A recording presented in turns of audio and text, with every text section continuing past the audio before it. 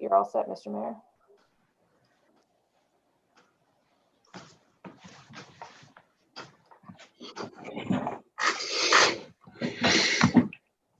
I see everybody first. Caitlin, please. Thank you. So good morning, council. Good morning, staff. Good morning, press, and anyone from the general public. Welcome to our second budget delegation. I have a motion moved by Martin Lang, second by Sam McDonnell. Be resolved that the special meeting of the Township of South Glengarry now be opened at 9 a.m. All in favor of the motion? Motion's carried. Thank you.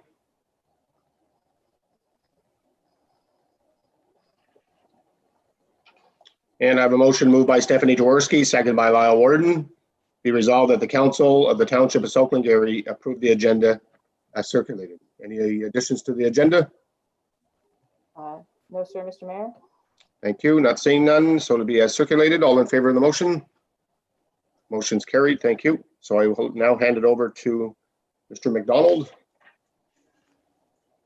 Thank you, Mr. Mayor. I'll just bring up my screen.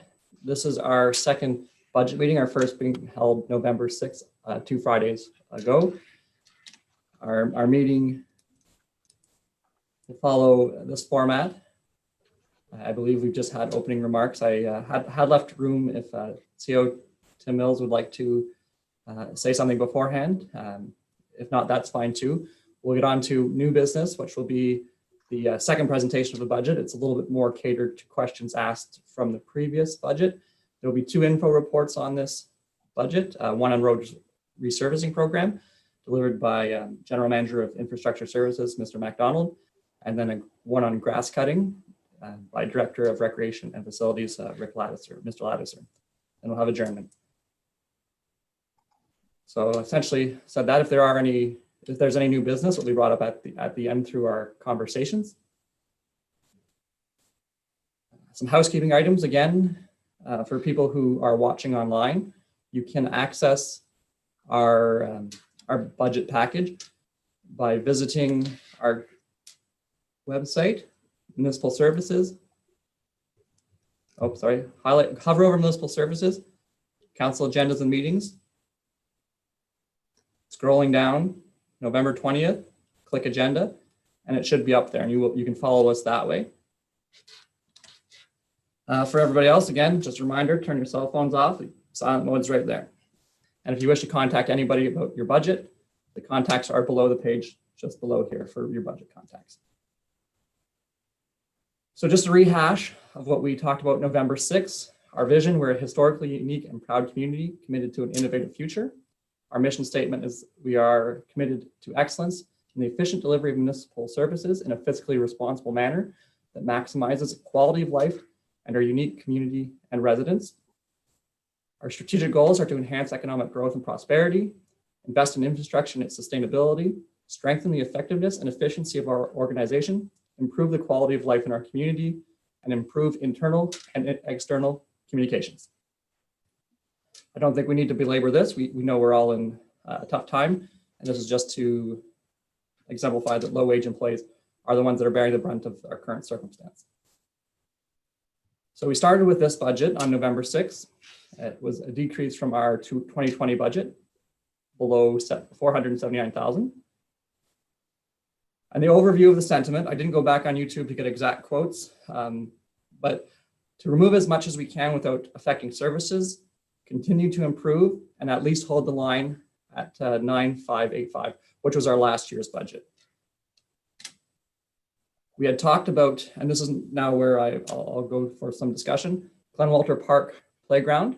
We didn't have any money in the reserve this year, or last year, or this upcoming year, sorry. But there was consideration for $50,000.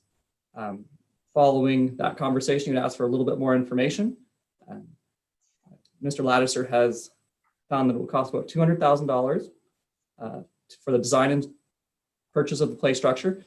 It's a focus on 1 to 12 age group. It is multi-generational, it's accessible. That includes installation and a rubber surface. So I don't know if there was some comments that wanted to be made about that. I'll just stop my screen share so we can see everybody better. Yeah, Deputy Mayor Warden has a comment or a question. Go ahead. Through you, Mr. Mayor, yes. Yesterday, after we had our first budget meeting, I had a chance to speak with Lachlan in regards to our park reserve fund. There is, I believe it's just under $90,000 approximately in that fund. And I'm wondering if there's appetite around the table to add, on top of the $50,000 from taxation, to add $50,000 out of the park reserve fund for this project. As I said before, there is a group of community folks who want to see something done in the park, and I think being that the park reserve fund is specifically for parks, and putting the 50 from taxation, I think it'll spur huge community support, and I'm sure Chris the butcher, or the barber, sorry, will get on. I always called him the butcher my whole life, so. Chris the barber and Rizwan and other businesses in that area will get behind the project, and I'm sure we'll be able to raise some more funds. Okay, thank you. We have other comments. Councillor Jaworski and then Councillor McDonnell. Thank you, through you, Mr. Mayor. Thank you, Deputy Mayor Warden, for bringing forward that information about the excitement of the community groups. My question is to Mr. McDonald, to Lachlan, with regards to how we've done this in the past for the other play structures and the other hamlets, and how, like, what was the general funding levels of the township versus the community, please? Yes, thank you. I'll answer kind of both questions. One, it's not a question, but a follow-up to Deputy Mayor Warden's, is we have $86,000 in the Parkland Reserve Fund, and a lot of that has been generated from development in the Glen Walter area. That's $1,000 per lot in lieu of parkland. So it is a nice opportunity to put it to where most of that revenue has come from recently. In addition to your question, Councillor Jaworski, is we ideally would like to match funding. So like 50-50 would be great. I know we've helped in Williamstown, the splash pad, they got a grant through the municipality, through Ontario, but they raised more than 50%. The Martintown group for the park, not at the community center, but just down the road, they raise a little over 50%. And ideally that's what we do, or what we want. There are historical differences in some instances. Smithfield Park, but that was more of a returning something back to them. But the past has been, if we can match 50-50, that'd be ideal. And if there is a shortfall after we see good efforts, then council can make a decision if they want to contribute a little bit more at that time. But I think 100,000 is, as Deputy Mayor Warden said, it will excite the community.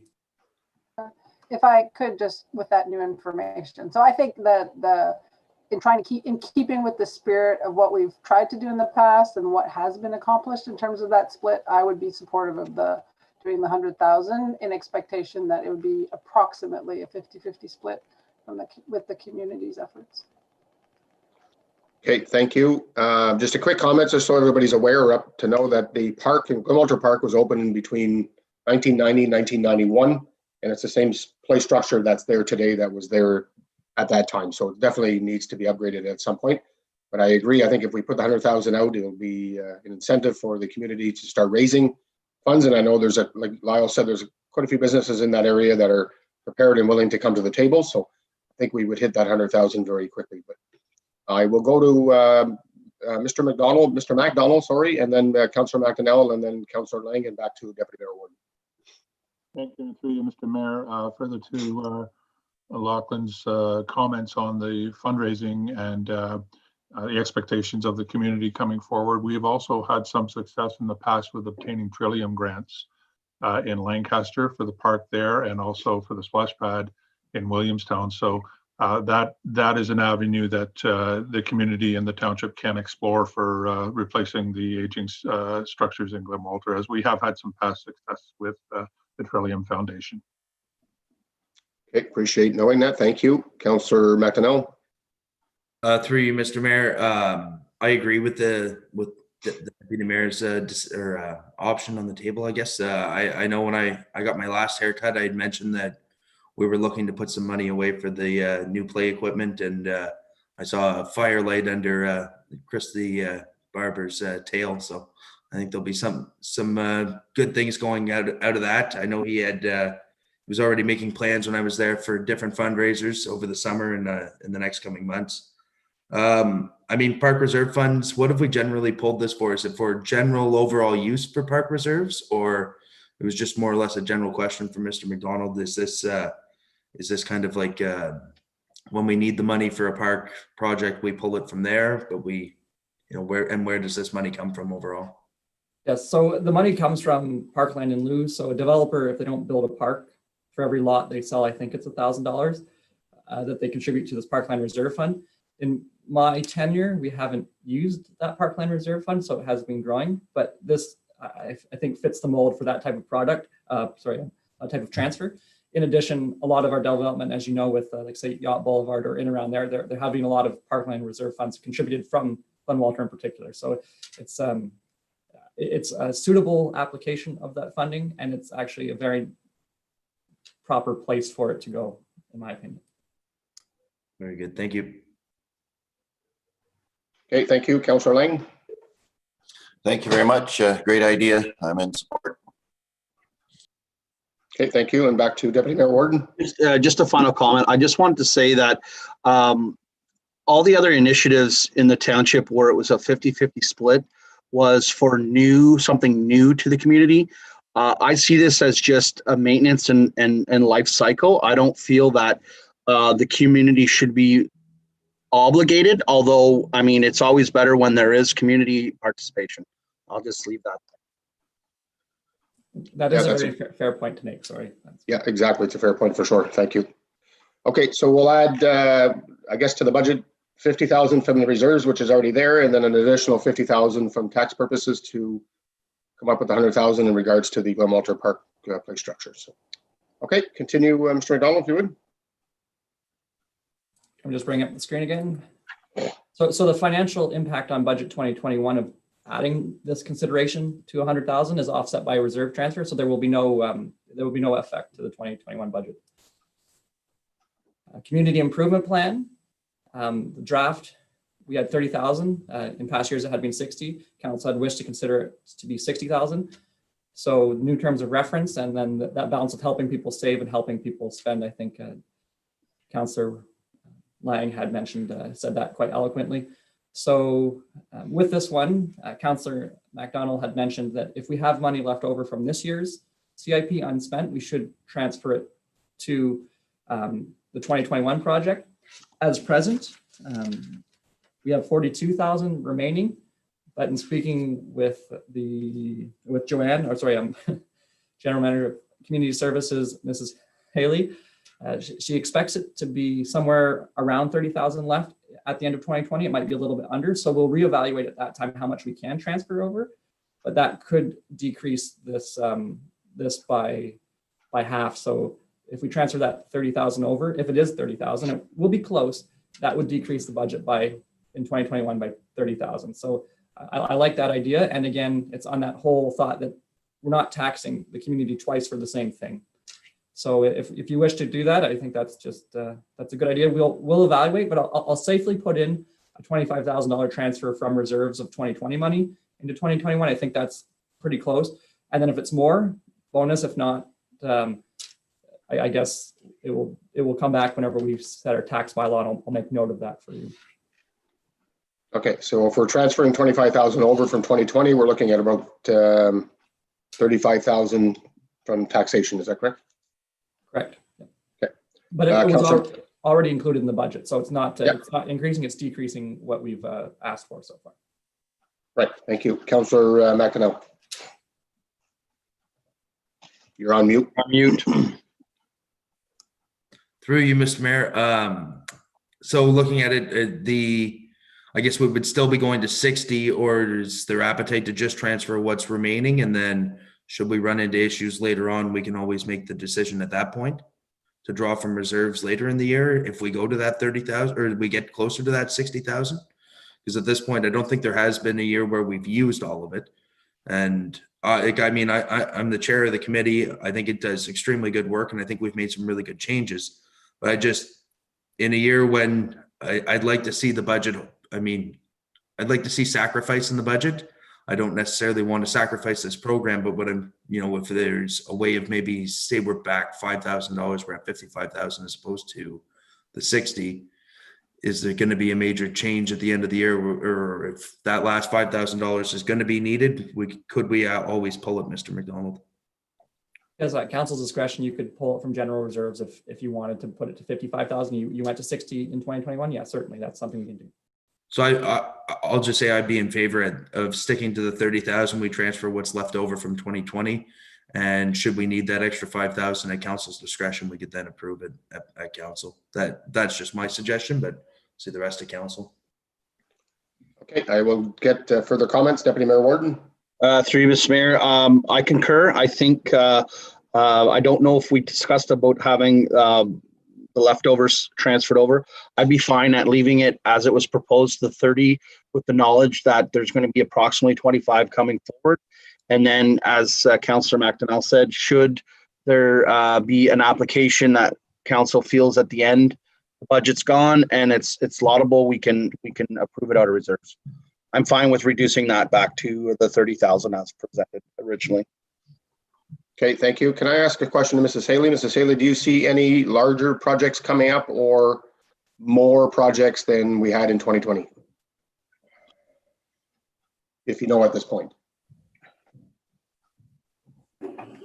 I can answer that, Mr. Mayor.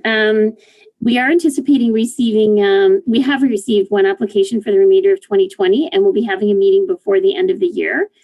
In terms of next year, we have had a couple of conversations with people maybe wanting to access the accessibility component. Now that it's been newly increased by our council, we may see an increase in spending, but I'm only aware of a potential few applications at this time. However, if you've been watching the newsletters that have been going out by our Economic Development Department, you'll see we're promoting it all the time. There's been questions on the bottom asking, have you participated? Are you going to? So we're trying to track all that information to be prepared for 2021.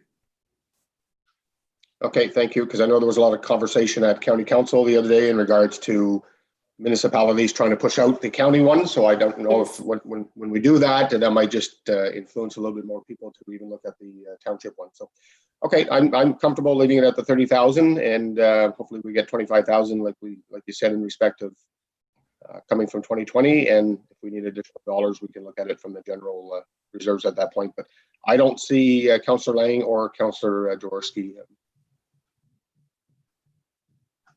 Sorry, I should bring this view whenever we discuss. I left it on that view. I'll make sure to do that next time. That's okay. Thank you, Councillor Jaworski. Thanks. Just quickly, I mean, I was not really comfortable with increasing it to the 60 in the first place because I didn't see it being used up, like the uptake being that hot, getting to that level. But I think that the approach being proposed, whereas it's really moving last year through reserves to this year if necessary. But and then we can reevaluate for the following year again to see what the trends are. Thank you. Okay, thank you. Any other comments or questions? Not seeing none. So I think Mr. McDonald, you know where council wants to go with that. Yes, I do. Thank you. Okay, thank you. So just that quickly, my next slide is somewhat out of date. This is kind of where we left the meeting. As we said, we were just finishing up the conversations. Those last two were from our November 6th meeting. So this number here, 80,000, isn't quite accurate. Because we're going to take it from parkland, so that decreased that to 30,000, and then in taking 25,000, that's actually only going to be this will be exactly where we started off, because that 25,000 will go to reserve. Excuse me, Mr. McDonough, I believe that's incorrect because council agreed to leave the 50,000 as proposed the other day from taxation, and we're adding 50,000 from reserves on the park in Glen Walter. Yeah, no, thank you for that correction. I'm trying to do that one on the fly, and not a problem. So you're quite correct. So it's still 50,000 over, so you can add 30,000 to that. So we're now less 429,000. Thank you. Depending on uptake on the CIP in 2020. Okay. So it's 429 now? Correct, yes. That's 429 below last year's budget. Okay. So that's where we're starting with the conversations that we had kind of left open for this format. Okay, thank you. So connectivity reserve. This was something that was brought up to be determined, to have money saved to help for business cases, for rural connectivity, natural gas, quality internet, cell phone service, because it is something that seems to be where we can help out. So I'll just change the screen. So You muted yourself, Mr. McDonald. I have a habit of muting myself trying to switch things. So I'll leave it open to discussion. I'm just going to change the screen so that we can have that open discussion wherever we can see. Okay, so I mean, we can open the discussion up. I just, one comment in regards to internet services. There is a committee out there. It's called EORN through the Eastern Ontario Wardens Caucus. That is very active in regards to getting internet services and cell phone services to Eastern Ontario. They have approached the province and the federal governments. There is major dollars coming forward. They're looking at actually signing contracts in the near future, in the early spring, in regards to different providers. So that should be covered hopefully over the next 4 to 5 years through Eastern Ontario. So that we've already contributed major dollars to the county level in respect to that. So I don't know if we need to put any more dollars into the internet services for our area at this point until EORN signs those agreements and we know exactly where we're going. Councillor Jaworski and then Councillor McDonnell. Maybe let Councillor McDonnell go first, just since I know he's a key person on connectivity. Thank you. Go ahead. Thank you, Councillor Jaworski, and through you, Mr. Mayor. I agree with you, Mr. Mayor, that EORN's doing a lot of great work, and we have contributed significant dollars to EORN and their initiative. At this point, though, I think this fund would be important not only for internet, but for the expansion of natural gas and for cell coverage. The only issue I see with waiting on EORN is we'll be waiting quite a while. Is their plan is they've gotten this money to cover rural Ontario, but rural Ontario starts at Belleville and they're working their way east, and we tend to be a little far from Belleville and Toronto.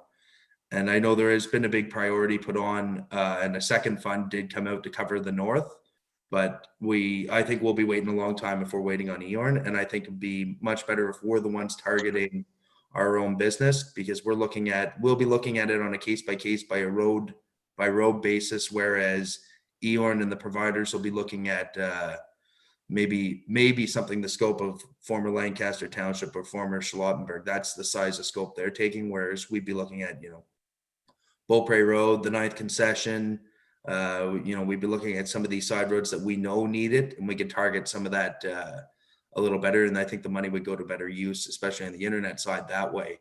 And I know this, we've done a lot of good in the last little while. I know Miss Haley's been a good advocate for us as well, between bringing net solid internet into the area. But I think it'd be good to have this fund to help smaller providers like that, as opposed to waiting on EORN to get Bell in here and working with ExploreNet. And I know ExploreNet just got a massive grant, but I think it'll take a while for us to see some of those dollars. So this would be beneficial. Okay, thank you. I can certainly get more information in regards to when we anticipate seeing it in our area over the next number of years. I know they're anticipating and hoping to have the shovel in the ground this spring. So they're certainly wanting to start in 2021, but I will get more information in regards to that. But my understanding is that they were covering 99% of all rural Ontario, and that would cover some of the roads that you were talking about, but I will get more information in respect to that. Councillor Jaworski. Thank you, through you, Mr. Mayor. So I think I agree, fundamentally with what Councillor McDonnell is saying, is that we need to do something, and we need to be able to have the resources to sort of push very specifically for our very specific local needs in the context of what's getting done. But where I struggle is I don't know exactly what that means in terms of how much. So it's hard for me to suggest it should be this much or it should be that much. I don't know if there's a way of getting a bit more information so that we have a better idea of what, like, are we talking about we need $50,000 or we need $100,000 to try and move this forward? So is there a way that we could get more information on that? I don't know who can answer, but. Yeah, go ahead, Councillor McDonnell, then I'll answer. Through you, Mr. Mayor, I'd say from my point of view, I would think we start around something around 50,000 or 55,000. And the only reason I present that number is because I'm not looking at this right now as let's start by paying the first company that's willing to come in and give us the services, because then you might be settling for a subpar service that we could have got over a year's wait. I'm thinking more if we could do more or less look at doing a study as far as where our worst spots are. And I'm not saying going out to an outside firm. I'm saying look at I know what the ag industry does as far as getting service coverage for GPS signals on the tractors, and that what they do is they run the roads with a recorder that basically records where the high points are, where the dead points are, cell service, and doing a survey maybe internally, send it out with our tax bills, and where our kind of get a general consensus of where our poor internet is, who has fiber and who doesn't, because it seems to be, it's like pulling teeth with some of these providers, be it Enbridge or Bell, as to getting their service coverage maps, because they don't seem to want to share that, which I can't figure out why. But it's things that we should, like, I think just baby steps in working on getting an idea of where we need to invest those dollars. And so when Eorn and when Bell come to us, we can say, here's the proof, this is our worst areas. And I think that would be a priority at this point, as opposed to having money to just flip out to providers. Mhm. Okay, Councillor Jaworski. Thank you. I agree completely that this is not money to necessarily go and pay, like you say, the first person to put up their hand. But I just wanted to expand on one of the points that Councillor McDonnell made that I forgot about. At the AMO conference this summer, one of the sessions was about rural connectivity, and they were talking about services, exactly to Councillor McDonnell's point of helping us identify where do we have the big holes. And it's the services that already exist, and I think it was like in the range of about $5,000, where they're able to like provide us. Well, this is with internet that they could. It's about $5,000 to be able to provide us a pretty decent map of what folks have already. So I bring that up just to give an idea of the scale of one of those kind of products. But I mean, at this point, without knowing more, I'm not really comfortable probably with more than $50,000 for this, but. That's what I wanted to share. Okay, so is that the wishing of council that we would put 50,000 into connectivity reserves? Is that the 50,000 would cover either for natural gas or quality internet, or are we just looking at that right directly for internet services? Councillor McEnroe. Through you, Mr. Mayor, I think 50,000 is plenty. I think it's, as Councillor Jaworski said, I know those services. Getting some of these surveys done it's under 10 grand. You can get some of these things done, but whenever you start adding things up, be it doing the internet one and then working to kind of get natural gas covering. I mean, I know, and making the business case for Enbridge and Banesville, I'm sure the people of Banesville thought it was a cat burglar driving around, but I was just counting chimneys and propane tanks. But it's not an efficient way of doing it, I'll put it that way. It would be a lot nicer to find something maybe not as exact, but a little more a little simpler to get, but it might cost us some money. I think 50,000 is plenty, but I don't know. I think it's more for business development the way I see it. People need the internet now, especially with times of COVID, and Enbridge. It's just it's right off your bottom line when you're heating with natural gas as opposed to with propane, which I'm sure Councillor Lang can attribute or can confirm with his corn dryer. Okay, and just to go with your last comment in regards to internet services are going to be more demanding only based on there'll be more people working from home. So if it's the wishes of council, if I can just show of hands in regards to putting 50,000 into the connectivity reserve. 1, 2, 3, 4. That was carried. Mr. McDonald, so we'll put 50,000 there into the reserve. Okay, thank you, Mr. Mayor. And I did develop an Excel spreadsheet so we can see where we are at the end too, and I'll pop into that sometimes because maybe at the end we might want to change things. But I think just to facilitate conversations, getting a number that we're comfortable with, putting it in, and then seeing at the end if we need to change things. Like the number doesn't have to be perfect in our initial discussion, and I'll show you that screen in just a second. Thank you. So this is the screen that I developed, I guess, this morning, where we started, kind of what we've added. I just made that change. Transfer to reserves in case we're over. Connectivity reserve. These are a few things we're discussing a little bit later, but just to show you where we are compared to last year. Here is last year. Here's where we are as of these conversations. That being said, I'm showing you this because if we put a number in and we're not perfectly comfortable with it, we can revisit it at the end of the meeting. It's just to facilitate, so don't get stuck on, you know, like, is it 50,000? Is it 55,000? Because that's, you know, some material. So coming back to budget presentations, we've talked about connectivity reserve. Next up was the airport reserve. It was to anticipate higher costs due to development and expansion. And I know that there was some consideration. I believe the number mentioned was even putting in at 5,000. But I was curious if that number was low. Somebody wanted to discuss it a little bit more. So I'm just going to remove my presentation. I certainly will start off. 5,000 is not going to go anywhere. Do we have any dollars in the airport reserve at all at this point? I will confirm that in a quarter second while you're discussing. Okay, so I will leave it at that at the moment. I think, Councillor Jaworski, did you have your hand up, or was it, I'm sorry, Deputy Mayor Warden, go ahead. Through you, Mr. Mayor. I mean, I don't know. There's a lot of, there's potential for a huge investment in that airport, and there's potential for no investment. I don't know if council, we're going to be receiving taxation from that, from the lands owned by the airport, which we haven't received in the past. I'm wondering if there's appetite for, at this point, to put those funds received kind of in a if that's possible, into a reserve, and maybe top it up with some other funds. Because I mean, as you're aware of all that stuff that we've been reviewing, there's so many different ways that it could go. So I don't know if there's appetite for that as a start, and then if there's any other suggestions. No, that's a good point. Thank you. It's probably, Mr. MacDonald, if you can correct me, with the tax base coming in, is probably about 5,000, give or take. Yeah, that's what we've speculated and calculated at this point, an additional 5,000. Okay, thank you. Councillor McAnell. Through you, Mr. Mayor, I agree with Deputy Mayor Warden. I have no issue putting those tax dollars, or that value of tax dollars, into a reserve for the airport.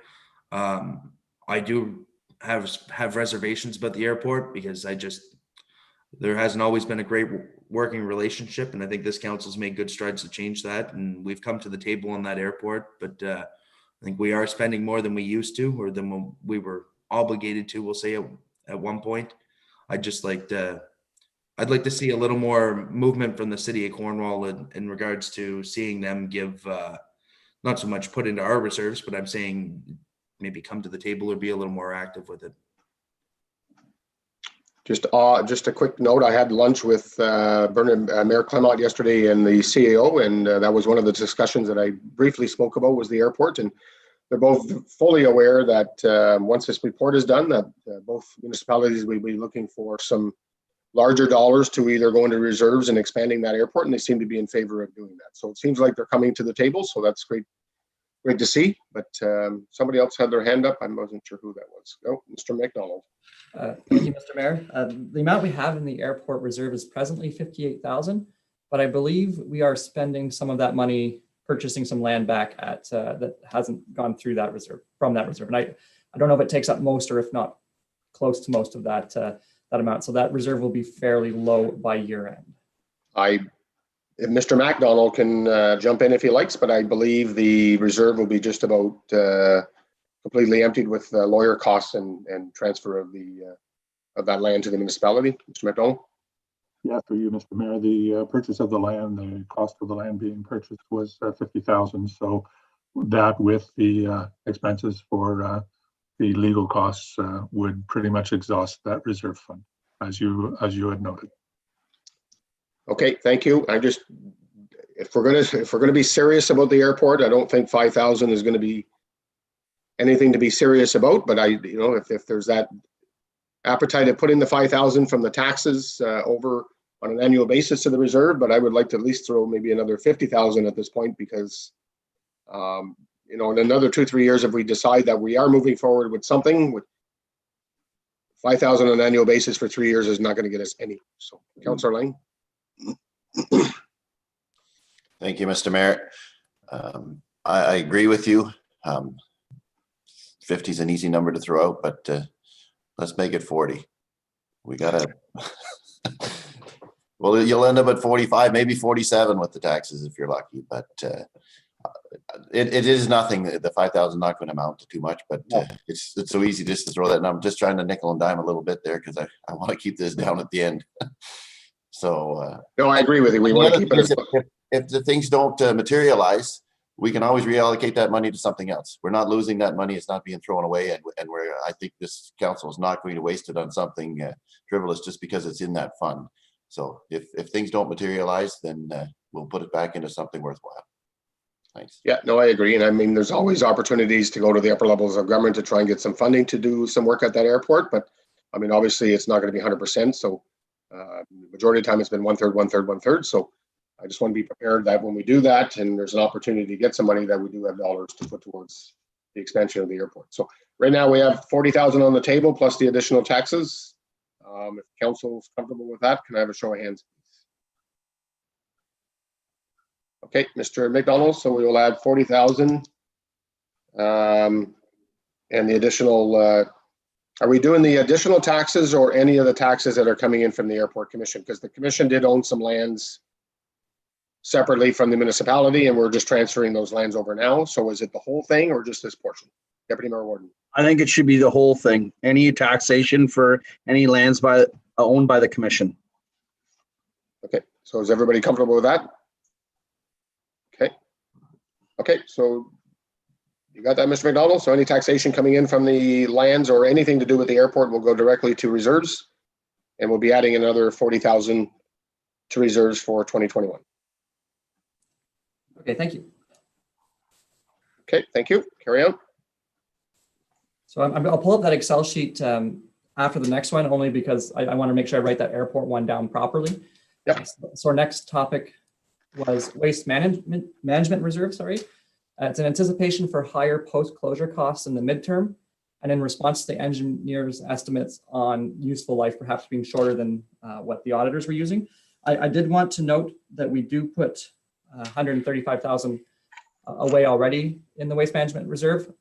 This was in addition to, so that 2021 draft 0, it's a little bit misleading only because I was thinking like we had wanted to talk about putting more into it. We already put some into it, but that was, I just didn't want it for everybody to think that we don't put anything presently. So I'll open up for discussion. Thank you, Deputy Mayor Warden. But just to be clear, every year we're putting $135,000 into that fund.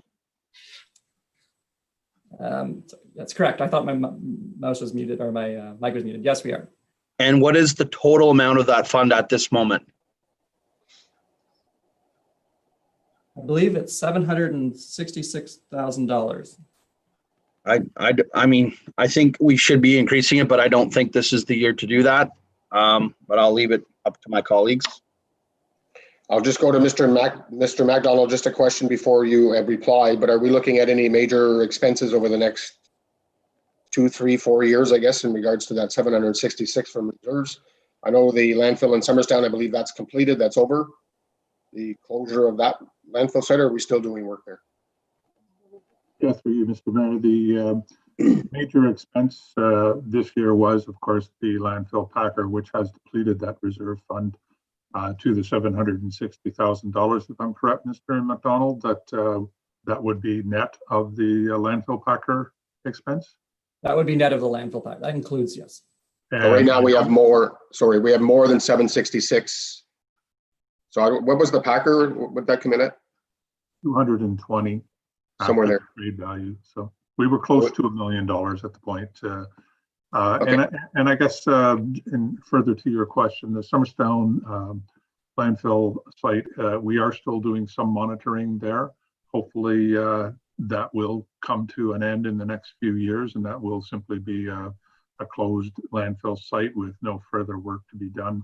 I don't anticipate any major works at either of our landfill sites over the next number of years.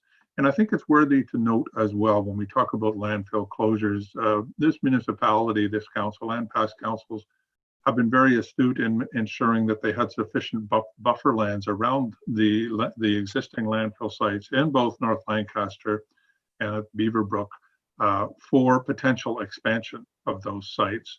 So when we do reach the capacity limits of the current certificate of approval, an option that this municipality will have that is often not an option with other municipalities is that we have an opportunity to expand on the current site to purchase or to secure additional years in those landfill sites, and that would then mitigate a huge cost for closure. It would simply be the final capping that would be necessary. Okay, thank you. I remember a number of years ago purchasing those extra properties, so thank you. Councillor McDonnell. I'll let Councillor Jaworski go as she's chair of the Environment Committee. Okay, you're just playing a fair game now. Thank you, Councillor Jaworski. Giving back what came to me, but I will. Thank you. So through Mr. Mayor, I'm glad that we're having this discussion because I think, it seems to me, having been on the Environment Committee for a little while now, it seems that the landfill is maybe depleting a bit faster than what we had originally expected. And so I think we should do at least a tabletop exercise to see, where we need to be in terms of these reserves. Like, I don't have a good sense myself if what we're doing already is appropriate. And, like when we're looking at asset management for, fleet, we're talking like a 20-year horizon.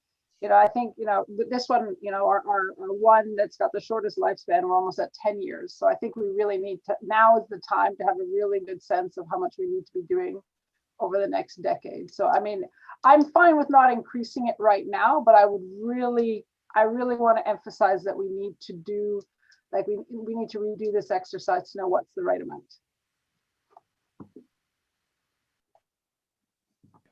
Okay, thank you, Councillor McDonnell. Through you, Mr. Mayor. I agree with Councillor Jaworski. I think we need to be aware of what kind of lifespan we have left in these.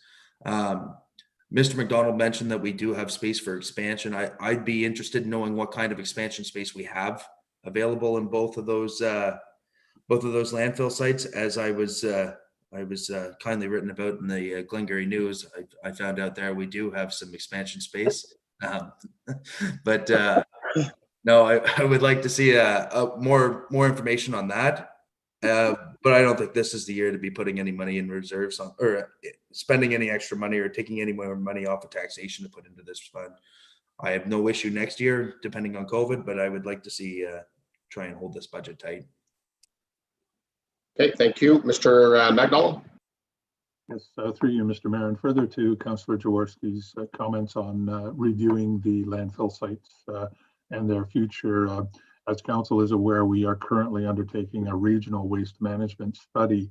And once that study is completed in the spring of 2021, I believe that document will provide at least the foundation for those discussions and perhaps a number of recommendations on how we can move forward with managing our waste and diverting our waste wherever possible on a regional basis, as opposed to not specific to South Glengarry. I think that document will be an important resource for those future discussions. Okay, thank you. If there's no other comments, I think the wishes of council at this present time is not to put additional dollars in the 2021 budget to reserves for the landfill sites. We do seem to be sitting healthy at 766,000 after the purchase of the Packer. But we, like Councillor Jaworski said, we need to continue looking at in the future years ahead. So let's not forget about it in 2022 and thereon. So Deputy Mayor Warden. Just a quick comment. I think that would be a good task for the Environment Committee to examine maybe that report when it comes in and report to council with recommendations. Yeah, good point. Thank you. So Mr. McDonald, we will leave that as 0 at this point with the remaining of the 766. Great. Thank you. Okay, carry on. Get back to that screen. So this is you can see this screen, the Excel sheet. Yeah. So the 40,000 is to consider airport reserves. There will be 5K from taxes, but that's an increased revenue. So it's in and out. So that's why you see 40,000 there. So this is where we are presently, and we'll move on to the next slide, which is road structures reserves. So road structures are bridges and big box culverts. Presently, we have 165,000 transferred every year. The OSIM report last one we had said our average spending over the next 10 years on them should be 538,000. You can see that 165 is just slightly not updated in that it's considering 1/3, 1/3, 1/3 funding. And council had wished to bring this forth for discussion. So I will open it up for discussion and remove my slide.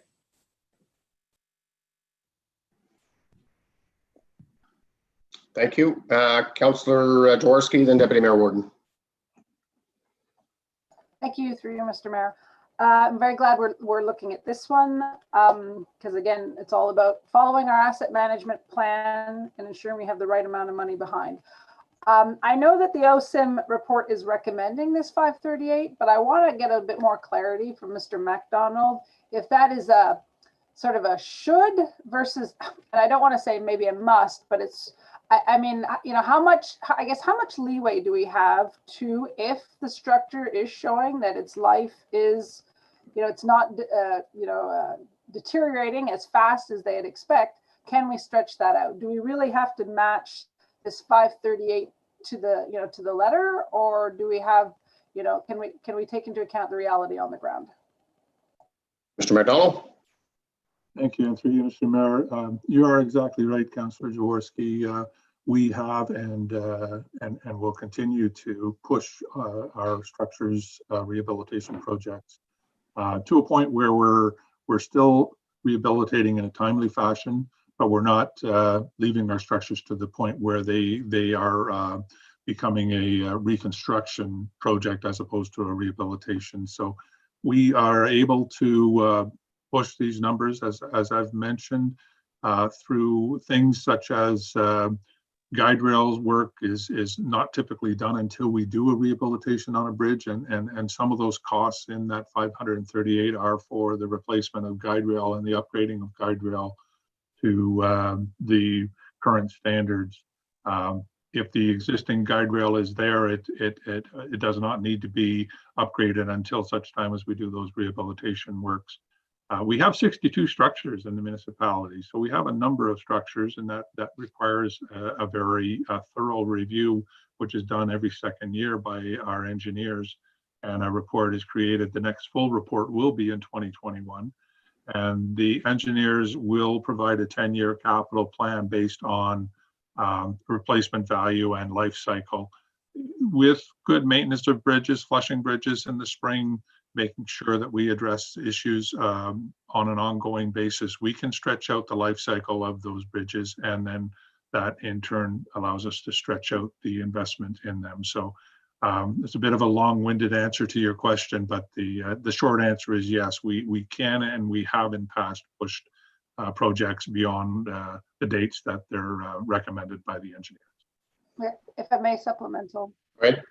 So, Mr. MacDonald, what would you recommend then in terms of where we are today versus this, hypothetical number? What's your sense of where we might want to be? Yeah, through you, Mr. Mayor. Bridge rehabilitations depend on the span and the type of bridge, so the costs do vary. So you'll have bridges like Craft Bridge, which cost us in the neighborhood of $1.5 million versus a box culvert that might be $300,000, $400,000. But overall, I would think that in past, our average spending, if we averaged it out over a period of time, I think we'd be more in the $400,000 range per year, $350,000 to $400,000 per year. Some years it's going to be less if we have a larger rehabilitation project to do. This year, we're rehabilitating a bridge on Second Line Road north of North Lancaster. I believe the budget for that is in the $300,000 range, a little above that. And further to your comment before that, bridge rehabilitation was actually scheduled for last year, and we pushed it off because we felt we could continue with the current level of service for another year.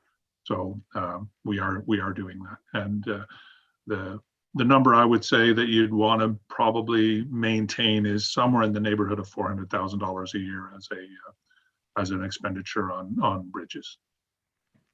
Thank you. Thank you. Deputy Mayor Warden. Yeah, through you, Mr. Mayor. Is there any appetite to increase that number from 165? I think it's something that we need to kind of get a little closer to what the recommendation is. Again, I understand the situation of the economy and where we want to be. Is there any appetite to move it to 200 or 250,000? Because I think we need to get a little bit closer, and we have been lucky the last couple of years. I think council would agree, but we're gonna not. Our luck is gonna run out, and we're gonna be behind the 8 ball. Yeah, no, I agree. And I think that's where we have to be careful, only based on somewhere along the line, we're going to be behind quite a bit, and we're going to have to play catch up, and then it's going to cost more tax dollars to do that. So if we do a little bit at a time over the next couple of years, I think it would be a lot easier on our tax base and on the council of the day. So Councillor McInerney. Through you, Mr. Mayor. I apologize, I missed part of that and I had something come through, but I just wanted to confirm, were we not did we not miss help, I guess, from the provincial government when it came to the bridge? Is it on the Craft Road or on the Glen Road? Because we have strong reserves? Is that more or less why we missed that money? Or am I wrong? I mean, I have no issue being prepared for issues, and I agree. I know it says, says we're behind the 8 ball here, but I mean, are we setting ourselves up for the same thing and being responsible for all of our infrastructure projects like that just because we're financially stable? Well, and that's been the issue. Mr. McDonald or McDonald can jump in at any point, but that's been the issue from the previous years, is that we've been financially stable in regards to our reserves and how we're spending money and saving money, I guess, on the reserve side. But so will that change in the future in regards to how they look at in respect of disputing dollars? But I mean, I'm not sure how many more dollars we'll be continue getting, especially after COVID-19, where that's going to go over the next number of years. But Mr. McDonald, and then back to Deputy Mayor Warden, and then Mr. McDonald. Yeah, thank you. And through you, Mr. Mayor, I won't get on my soapbox too much on this one as far as financial capacity, because we've had those discussions with the province, and it is a factor that we are financially stable, and as such, that criteria in most upper level government grants is one that we don't score high on. The other is that through council's commitment to structures and infrastructure, especially as part of our strategic goals, our structures are in good shape, and we don't have any imminent failures that we're presented with at this point. We in fact don't have any bridges that even have load restrictions on them. So we've been very good stewards of our infrastructure. Possibly that again, when there are grant opportunities, the grants are typically measured on critical infrastructure needs.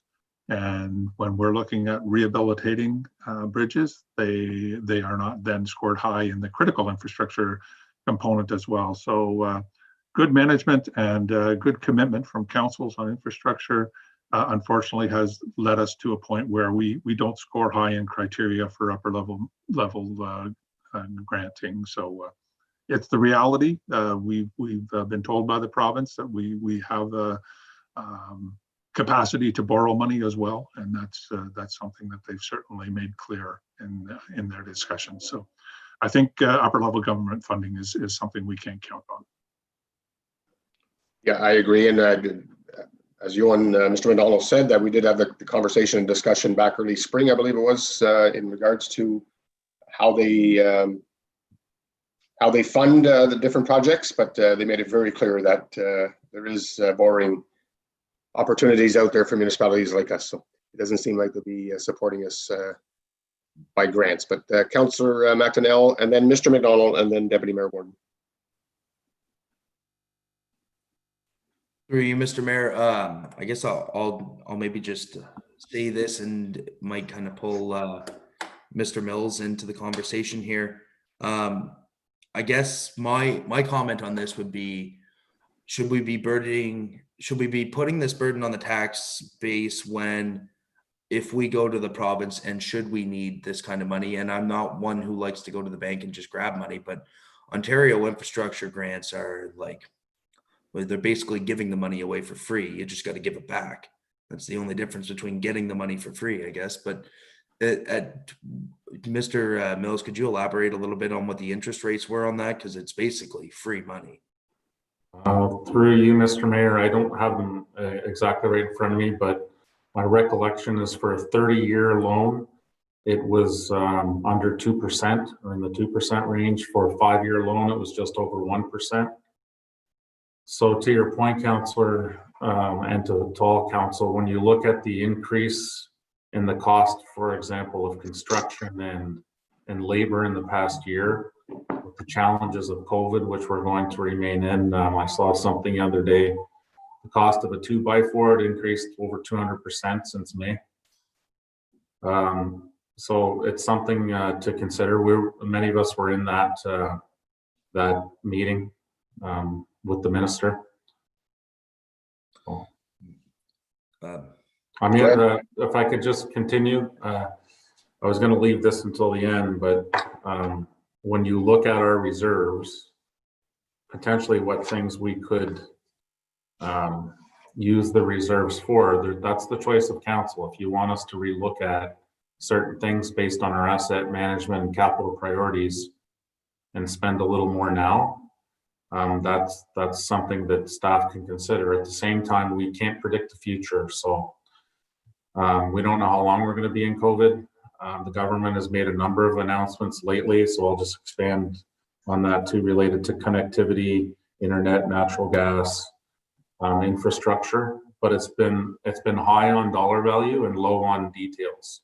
So we just don't know what it's going to mean for our township and what we're going to get. So I'd be hesitant to just say, okay, let's start spending our reserves on this or that on one end, but at the same time, if we're going to continue to be in a position where we're not eligible for grants, that's a concern too. So I don't know whether that answers your question, but go ahead. Yeah, no, thank you, Mr. Mills. I agree 100%. I think so long as it's never a bad thing to have extra money, extra reserves sitting around. It's never a bad thing. It's always good. But if they are going to impede our opportunities when it comes to getting general funding from the government, there's, as Mr. Mills said, there's been a lot of money announced, but very little detail. It's the same with EORN. There's been a lot of money announced for expansion, but very little detail. So where's it going to go? We are, when you look at it from a political standpoint, we are a pretty safe riding for the current government. They don't necessarily need to appease us, and we're not really one that flips often. So it's hard for the Liberals to maybe, should they get back in power, try to buy our support. We're in a tough spot that way. But I mean, I look at it from, if we needed these monies, we could potentially get it for next to nothing and not burden our tax base and sit on it, and at the same time impede our future grants eligibility. But I know Councillor Lang. So just to follow up on that, I don't think we have received an answer that you have too much in your reserve. It maybe have been insinuated, but hasn't been a direct answer. Or you have too much in your reserve, so you're not getting a loan. I think we'd be hard pressed to get that answer from the Ontario or federal government. Yeah, no, I agree. I don't think it's so much on the loan side as we're not receiving any grants from the governments based on the monies that we have in reserves. But it was great. Sorry, I meant. But to that point, Mr. Mayor, I haven't got a direct email or answer to that effect. It's more insinuation than it is a direct answer that you have too much in your reserves. Yeah. I don't think they'll ever say that though. No, but just past history's kind of proven that to us, I think, as Mr. McDonald knows. But okay, I'll move to Mr. McDonald and then Deputy Mayor Warden. Thank you. I would like to speak a little bit to this one. As Mr. McDonald got on his soapbox, I will do mine too. they often use fiscal circumstance. And some of that is reserves and capacity to borrow. But our closest proxy for how the government views fiscal circumstances are Ontario Municipal Partnership Fund. And some of it has to do with assessment, which we can't do anything about because we have that waterfront assessment, which carries us. An example of how that plays out for us is many municipalities around this area will get about $900,000 from an Ontario Municipal Partnership Fund. North Glengarry, I believe, gets upwards of $2 million because they get a assessment equalization payment, a rural, like we get a little bit of a rural premium, so to speak. They get a little bit more. So I do hesitate towards that. I mean, borrowing, let's not forget that it is on our taxpayers, it's just pushing it forward.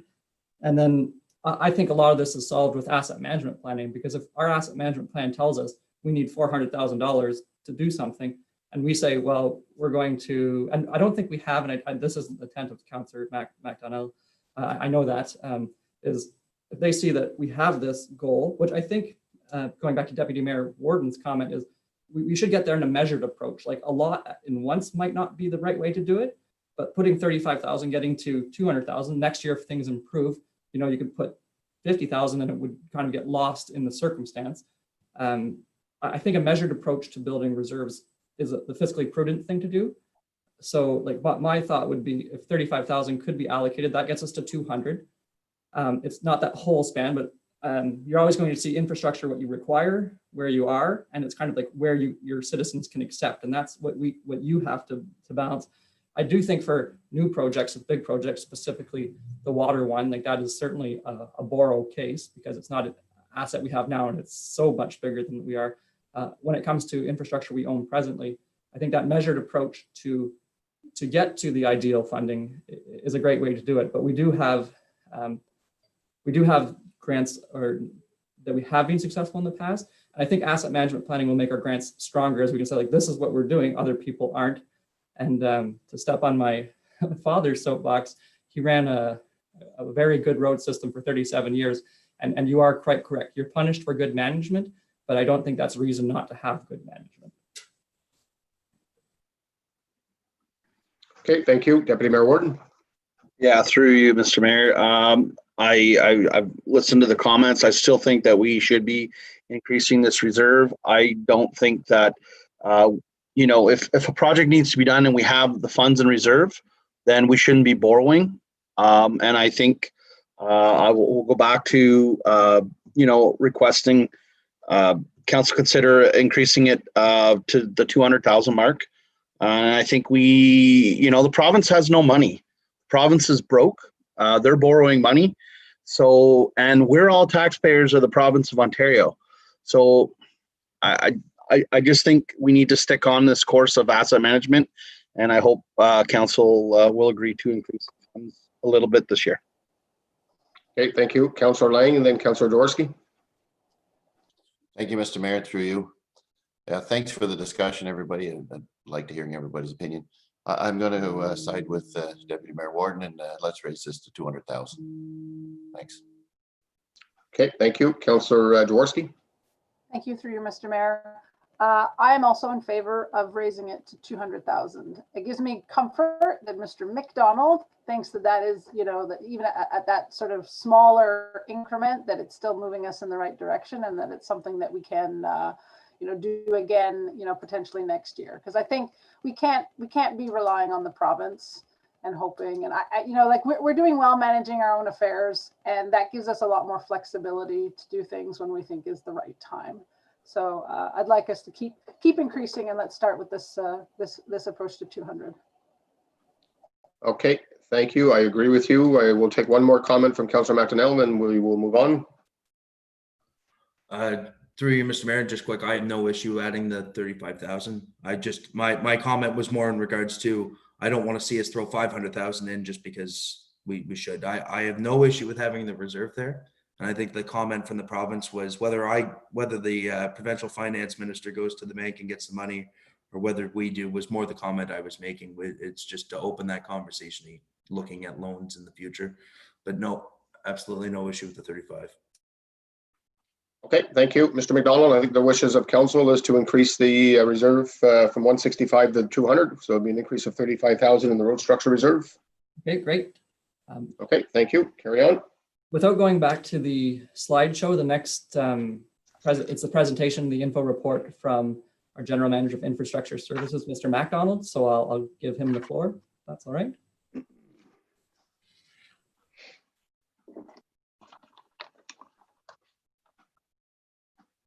Thank you, and through you, Mr. Mayor. I've provided a report to council just on the roads resurfacing program and how that program is established. I would like to make note of in the map that was circulated with the package. It shows our granular road system currently that we have today, and we have at this point a total of 118 kilometers of granular road left. Much of that is what is considered class 6 roads that are very low volume traffic, dead end roads, and roads that don't require a great deal of investment on an annual basis for road maintenance. In 1998, when South Glengarry came into being through the amalgamation process, we had 213 kilometers of granular road. So I think it's worthy to note that over that period of time, over the past 20 years, we've invested in our infrastructure, upgraded our road system, that we now have 100 kilometers of what was granular road in 1998 is now surface treated, asphalt surfaced, and part of that program was the improvement of those road base issues. I mentioned in the report, and this is essential to any discussion on roads that are going to be resurfaced. And I think the key point is that if you do not have a good granular road, you will not have a good hard surfaced road unless you make the investment to ensure that you have proper drainage, encroachments are dealt with, and that you have clear zones and a good structural base. There was some discussion on Heron Road at November 6th, and I believe Heron Road is definitely a candidate for future surfacing. But that being said, I would not recommend that council consider putting a surface on that road until we address some of the deficiencies, being the ditching that needs to be done. There's many areas on specifically the south side of the road where the water's not conveying to the outlets. There's some encroachments that need to be dealt with and also some road structure issues. I think those can be addressed over the next couple of years through our road maintenance program, which we do target. We have had a 10-year surface treatment program in place. That surface treatment program will be reviewed again because it is a program that was established in 2014. So we will be looking at the remaining granular roads and how we can and where would be the smart locations to put surface treatment programs over that next 10 years. At the end of the day, though, there will probably still be roads that will never justify the cost of surface treatment based on the location of those roads, some of the dead end roads, for example, and the low cost of maintaining those roads. Where we do look at for surface treatment is the geometrics of the road. Are there any curve issues? Are there any sightline issues? Are there any encroachments? Do we have proper clear zones? This matrix that Mr. McDonald is putting up is one that we use to kind of guide us in where to make smart investments. So I would suggest that we continue to monitor our asset management plan, continue to invest in our granular roads, improving the road base, improving the drainage, and ensuring that we have encroachments. And as well, a factor that we do consider is where the granular roads are, and we have still a couple of roads in the extremities of the municipality that are granular, that from a operations standpoint, we would include that as a factor in consideration. So at this point, I would suggest that we continue with the roads resurfacing program as it was presented on November 6th. To that, I guess I can address the Glendale subdivision. I have reached out to Enbridge Gas as well, and I haven't heard back from them yet on the Glendale subdivision. I would suggest that we leave that $275,000 in the roads resurfacing program, conditional on response from Enbridge Gas on the Glendale subdivision. And if that project is imminent over the next couple of years, then we can look at reallocating those funds from a project on the list. One of the considerations, though, with a gas main, and what I've observed is oftentimes the gas main does not impact on the road surface. The gas main is installed towards the property line on the back slope of the ditch. So even if they were going to be doing the gas mains in the Glendale subdivision, it might not be a project that would require any tearing up of a road, and especially a road that's been recently repaved, which is not a situation we want to be in. So at this point, I don't have a confirmation on what is happening with Enbridge in the Glendale subdivision. I will continue to work with them to get that answer. And if the answer is that, yes, they are doing a project next year, and yes, their design would require some disturbance of the road, I think then council and the general manager would go back to the asset management list and select the next highest priority. It could be McGilvery Road, it could be the northwest section of the village of Lancaster. We're just looking at the northeast for this year. So I do believe we have to, I guess the final point I'll make is I believe we have to stay to our plan and review those plans on an annual basis, but it is prudent to stay to the plan, and that's what I'm recommending for 2021 roads resurfacing. Okay, thank you, Councillor Lang. Thank you, Mr. Mayor, and through you. Thank you, Mr. McDonald, for your report. And as much as I'm disappointed in not getting the south side of the river done, you are the expert, and what you said makes a lot of sense. So I'm accepting that. With the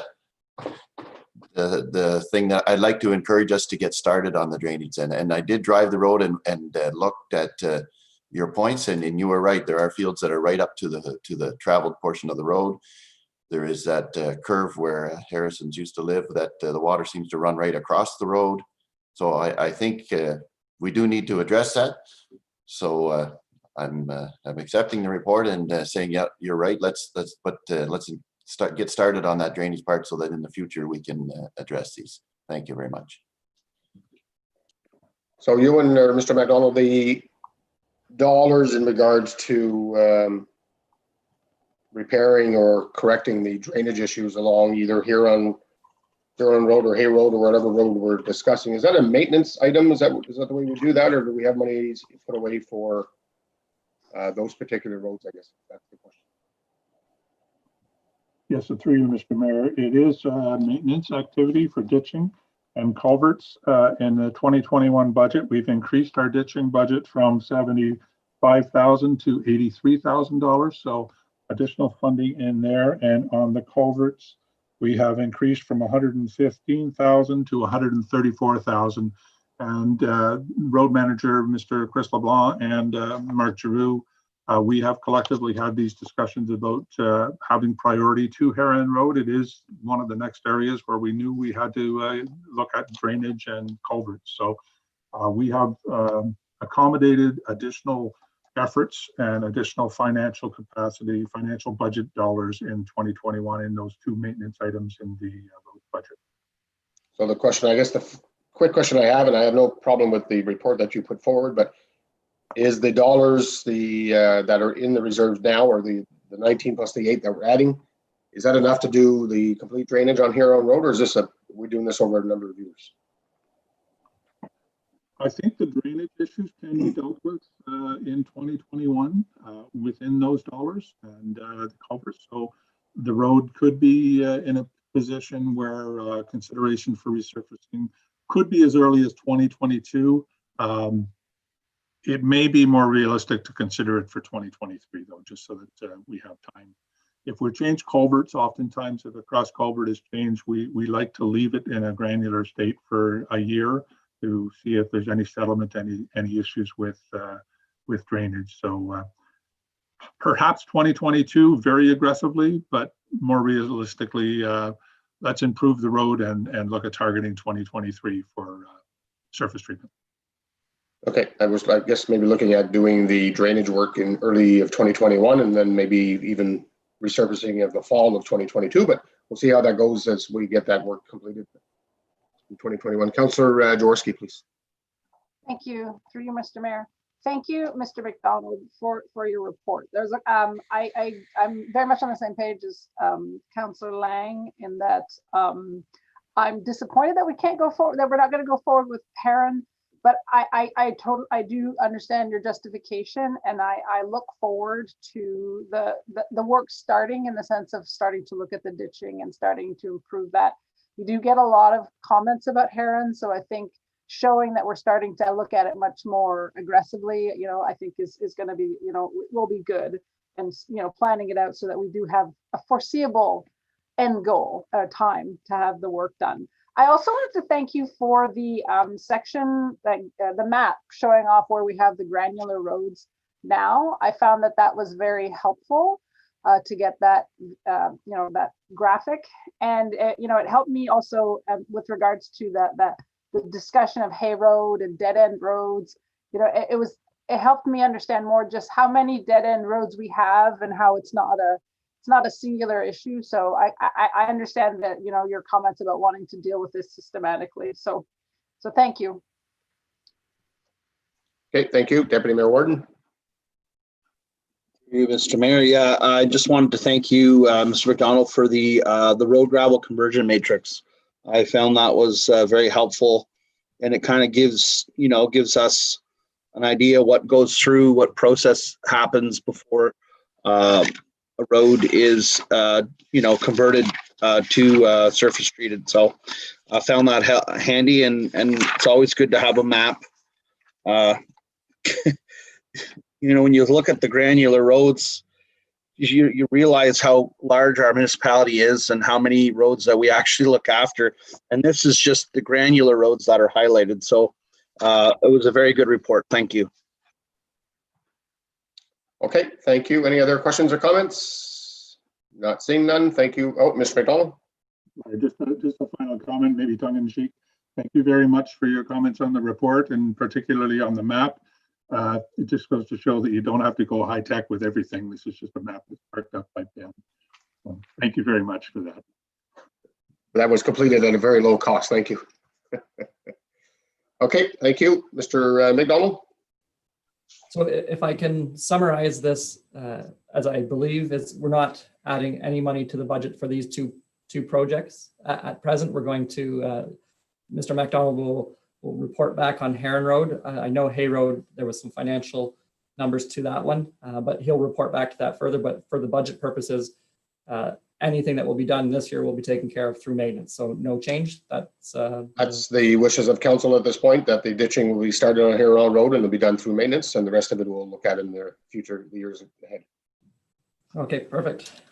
So I'm going to skip to the side by side. That's moving a few slides over, because as we kind of discussed, Glen Walter, if that money isn't spent this year, it will be saved to be spent or reviewed, but we're going to save that amount in. So I'm just going to share the screen for a quick moment. So for the side by side, we had initially said $35,000. With sharpening the pencil, Mr. Lattiser was able to get it down to $25,000. The outcome of the last council meeting was consideration and discussion, direction, and then further review of machine requirements. At this price, I don't know if that conversation will continue, but I'd like to open it up for that conversation. If you have questions, Mr. Lattiser is available. Okay, thank you. I think it's more acceptable at the 25,000 versus the 35,000 at this present time, but I mean, we will be going out to get different quotes in regards to what the prices will be coming in at a later date. Councillor McDonnell. I was just going to ask if there was an appetite for a 5-minute break. I don't know how we're moving along, Mr. McDonald. Where do we stand at this present time? We have to be done by noon today, so. Oh, okay. Nope, never mind then. I just went by the agenda. It said 3. Yeah, no, I apologize. Yeah. I'll let somebody else start it off then. I'll jump in after. Okay, thank you, Deputy Mayor Warden.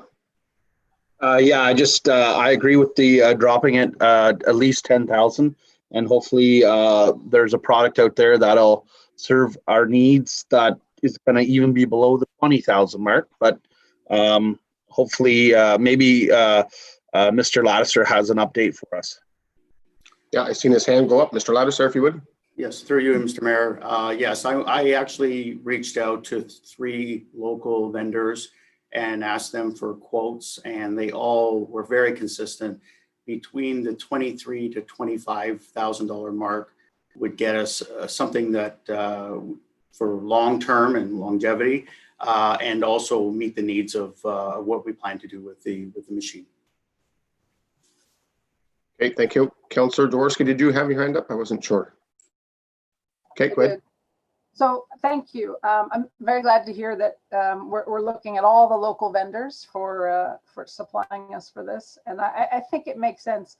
But if council will permit me, just a slight sort of tangent to this topic, because I know this is something that since our last meeting I've been ruminating on. Is for me, this recreation side by side, it's very much about how are we going to start maintaining these additional lands that we have, park lands, peanut line, etc. And to me, it really comes back to our recreation master plan. And I feel that, Mr. Lattiser has done a really excellent job in the last year to get the bricks and mortar of what we have, really improve the condition of them. But now I think we're now entering into another phase of like, well, now what are we going to do with these things, these assets that we have? What's our long-term vision? Maybe we want to divest some of them, maybe we don't. But I feel like I wanted to bring back the point of the recreation master plan. I believe in the past we were looking at it out of modernization funding, so it wouldn't necessarily, it's not necessarily impacted taxation directly. So I would like council to consider that as well. And again, it kind of fits back, it is tangential to this, but to me, it's all part of the same vision. Okay, thank you. Mr. Mills. Through you, Mr. Mayor, to Councillor Jaworski's question to council. So yesterday, we did meet as the senior management team, and that was one of the items we discussed. Not just recreation master plan, but feedback from the community in general. There are a number of things where we can't meet as a group, at the arena upstairs or the fire hall or any other facility we have because of the restrictions with COVID. That being said, we're 8 months in and we can't go another 8 to 12 months or whatever it's going to take without consulting with the community on things that are as important as the rec master plan, the arena expansion study, the landfill, the list, roads, the list is long. So that's something for you to consider today, I guess, or for us to consider. Do we want to put, for example, the recreation master plan with modernization back into the budget? Or do you want us to come back in the new year with a report? So I'll just leave it with one last comment that $80,000 out of modernization, for example, for the rec master plan is possible. Or we could use $80,000, excuse me, for modernization with something else. I think it's an exercise of moving money around. That we have the funds. We've talked about reserves. We have modernization. Or we can just budget it. Thank you. Okay, thank you. Deputy Mayor Warden. Through you, Mr. Mayor. I don't remember why it was pulled right off the top of my head. I believe it was COVID related. I kind of think that if we have the funds, I think recreation is a large aspect of our community. I mean, this council has agreed to spend $100,000 on playground equipment. If we have the funds in reserve, I think we should task staff with moving forward with this. And I think we could be in for a long winter. And I think if we can get started on something like this, it may engage some of our citizens from a distance to maybe participate in this, and I think we could see some good results. So I would be okay with moving forward with it out of the modernization fund. Okay, thank you. Any other comments or questions from members of council? Councillor McDonnell? Through you, Mr. Mayor, are we still talking about the side-by-side or now are we doing master plan? Let's finish the master plan. We'll go back to the side-by-side in a second. So is it the wishes? Do you have comments in regards to the master plan? Yeah, in regards to that, I mean, well, I think we do have to make some improvements in recreation, and that's a good place to start. I wouldn't be opposed to pulling it from the modernization. Okay, so it seems, okay, Councillor Lang put his thumb up, so it seems to be the wishes to go ahead with that, Mr. McDonald. So I think you shook your head, so you know what council is looking for. Okay, thank you. So now we can get comfortable and go back into the side-by-side. Councillor McDonnell. Through you, Mr. Mayor, I've been clear on this. I'm not in favor of it overly in favor of this right now. I think we could get away with something else at the time, but I've been outvoted on that before, so I'll suck up my pride and be a little more productive. I'm happy to see it come down from 35 to 25. I think I'd like to see those quotes, or not so much those quotes, but kind of the machine we're looking at, because you can go from something in bare bones to basically essentially a pickup truck. So I'd like to just kind of see some of the equipment we're talking about. I hope that it's all necessary. My question was for Mr. McDonald on this. If we are going to be spending potentially $25,000, we talk about the park reserve fund. We've never touched it. I know I've always seen it in the report, but we've never touched it. We're pulling, what was it, $50,000 for the playground in Glen. The big reason we needed this was the peanut line in the Glen Park. Should we maybe just pull this out of reserves and save the burden on the taxpayer? I know that's not a question I'd prepared for. So if we can, it's something we could. If it's something we can do, I will present it. At present, I'm not confident to say that purchasing a side-by-side would go into like a parkland fund, but I will get back to you at a future meeting with that information. I will just say I'm not trying to spring this on you. It was something that came out of considerations and talks with a few of the other members of council actually this morning as we were doing final preparation on our own. Just popped into my head. If you can get back to us on that, that'd be great. I'd rather not see this come off the burden of the taxpayers right now. This is in my opinion, it's a want, it's not a need. In a year of COVID, I don't think we should be putting it on the tax base. But if the rest of council wants to buy this, I'm only one vote. So that's just my comment. I'd rather see it come from reserves than taxation. Okay, thank you. Deputy Mayor Warden. I have no issue at all with that. In fact, I don't feel it's a want. I feel it's a need. And it is going to service the park and recreations, because that is basically what the peanut line is. It's a park, essentially. And I would be 100% in favor of that money coming out of the parkland reserves. 100%. Okay, thank you. Councillor Lang. Thank you, Mr. Mayor, through you. Peanut line may be a park, but it's a little bit of a rough park at the moment. Like to see it improved a little bit. I'm not sure that we are going to be able to use it. I mean, just the name is Parkland Reserves. I always kind of figured it was for the park specifically, and the side-by-side I envisioned being used for numerous things, but not against it. But either way, I'm going to support the 25,000, and we can decide. You can add it to the budget, and if it's not needed, then whatever. We could replace the Parkland Reserve with it. I don't know, but so I'm supporting the side-by-side at this point. It's 25, and not concerned if it does come out of the parkland. I'm okay with that. Okay, thank you. Mr. McDonald, was the 25,000 already in the budget numbers of the 1.29 or wherever we're standing at this present time? Yes, it was already in those numbers. So we can leave it there at this point, and then if you'll come back at a later date in regards to if it could come out or should come out of reserves, or if we leave it in the general tax base. Yes, and keeping in mind that we don't have county rates, we don't have our assessment information, right, and we don't have education rates. So we have time before we pass our bylaw and our final budget. So I have time to get that information together for you, and it will come probably on a staff or information report to a future council meeting, just to apprise you.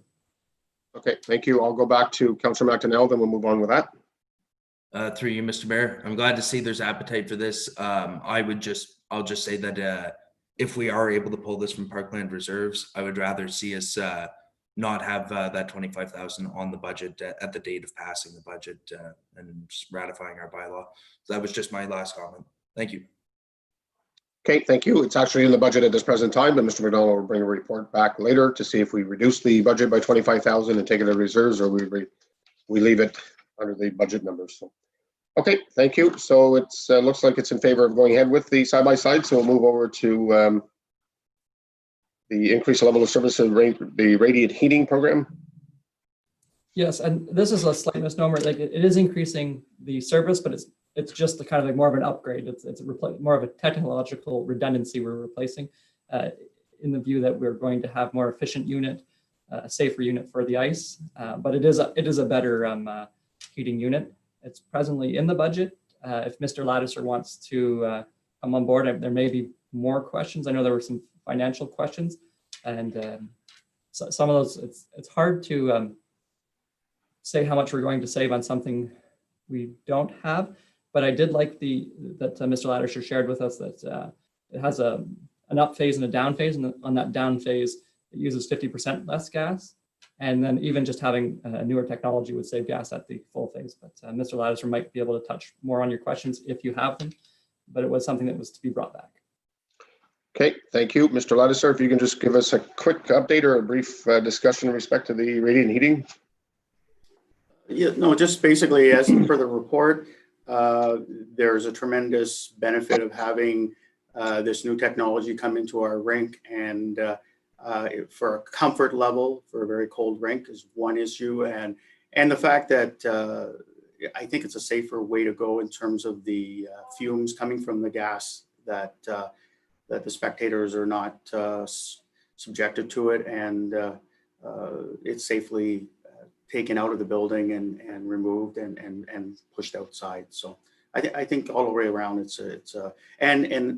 one of the biggest things I should add, from a safety point of view, one of the things that the staff they really have a problem with keeping the heat on all day, say on a Saturday, because after a period of time, the heat ends up encroaching on the ice. It's closest to the boards, and then it ends up being a little softer, and then they're concerned about the safety of these players. So I think it's a valid reason, and this way here, we can keep it on for the whole day and never have it bother the ice. So. Okay, thank you, Mr. McDonald. Then I'll ask for a show of hands. Go ahead. And I think to be fair, we replace our LED lights often. You know, there are efficiencies in new technologies, and I don't know if this has ever been changed. It might be the original, so it's also somewhat of a maintenance item, but we highlighted it only because it is a decent size thing. But I'll leave my conversation for you now. Thank you, Councillor Jaworski. You're on mute. Okay. I have another tangent on this one, if you'll permit me, council permit me. And it was touched on by our CAO just briefly ago. So again, on this one, you know, it comes back to how we were, you know, we know that there's work required at the rink. We know that the pad is, you know, going to be needing to be replaced. We have money set aside. We do know that the user groups have asked for some additional changes to that building. I guess, again, I feel like we're at a point now, particularly with the Williamstown Public School beside us, knowing that they have that, you know, $3 million coming in for their addition. I know they've already, you know, they've started the RFP process. I feel like this is now an opportunity to look at that asset again with, you know, some forward vision about what we want to do. So I just feel like now is a good time to look at that again. And where we could, you know, potentially with that work being done just at the neighbor's site, that maybe there's, you know, some additional savings that could be achieved. So I think at one point we were discussing about that in modernization. I'm not sure if that's where it could still come out of that. I'd like to, you know, again, this is something I'd like for the rest of council to consider, that, you know, again, now might be the right time to look at that. the rink plan that we had, sorry. Okay, thank you. Mr. Ladouceur? Thank you very much, Councillor Jaworski, and through you, Mr. Mayor. I totally agree with you. I think it is the right time. As Mr. Mills mentioned yesterday, we did have a conversation about, getting some engagement through the community, and certainly the rink is a big priority. I think there's still something we can do with for the future of trying to collaborate with perhaps the school next door.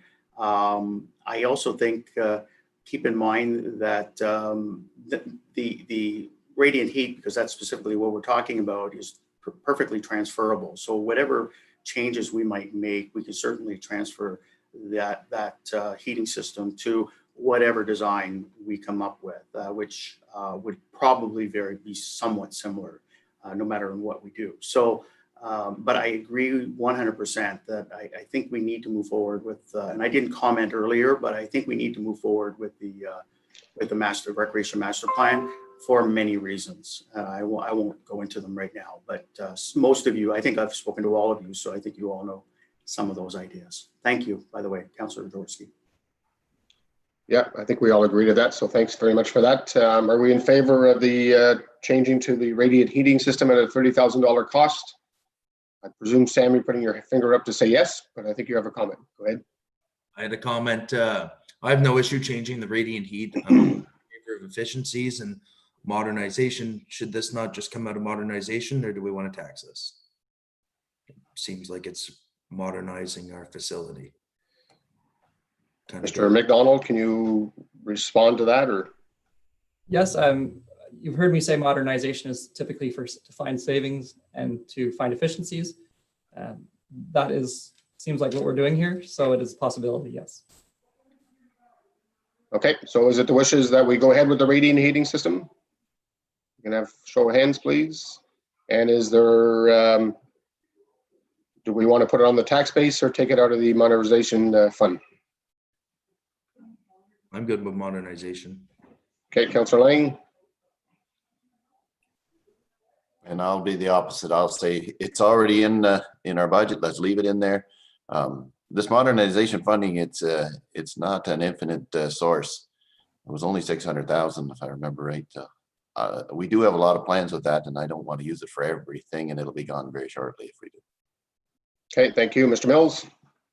Just through you, Mr. Mayor, I'm not going to agree or disagree with anybody, but we've gone from 0 in the modernization today to, if we put the radiant heat in, it's now back up to 180,000. So I'm not sure whether Mr. McDonald has a running tally in front of him, but what would that bring our modernization to? Keeping in mind also, we're looking at the office renovations and a number of other things. But I'm looking at my wall, or on my wall here, with an aging phone system. Another, we just did cloud permit at the last council meeting earlier this week. Digitization of records and so on. I don't want to get into a big running list here and belabor this, but that's my comment. Okay, thank you, Deputy. Whoops, so go ahead, Mr. McDonald. I don't have the list in front of me, but I believe the last time I reported it was about half spent, but that had included set aside money for the rec master plan and rec expansion plan, so that would have included those monies the last time I reported. So we'd be somewhere around 350,000 plus or minus 20,000, just off the top of my head, of spent money, leaving 250,000 just as that's where we would be, including everything that's mentioned. It's not a sticking point for me, I'll just say. It doesn't have to be modernization. Okay, thank you, Deputy Mayor Warden. Yeah, I'm fine with, it was presented in the budget, and I'm fine with it remaining there. Although I also don't disagree with Councilor McDonald's comments, but let's leave it in the budget. Okay, thank you. So I think the wishes of council is to leave it in the budget at the present time, and we can always look at it at a later date. Okay, carry on. Grass cutting. Okay, with grass cutting, I know that we have somewhat of a timeline. I know somebody mentioned for 5 minutes for a quick break. Does that want to be considered at this point in time, just before we get into an info report? We'll come back. Are we going to be completed by noon with the rest of it? Is that what you're anticipating? Because if we are, we could take 5 minutes. If not, then we need to move on. I think we're on slide 22 of 40, but a lot of those slides we have, like I'd say 9 of those slides are kind of just pictures. And it depends on council's discussion on the matter afterwards. But I think a lot of discussion happened last time. I think we can afford 5 minutes for a health break. So okay, so we'll come back at 10:45. Yes. Thank you. Thank you. Yep.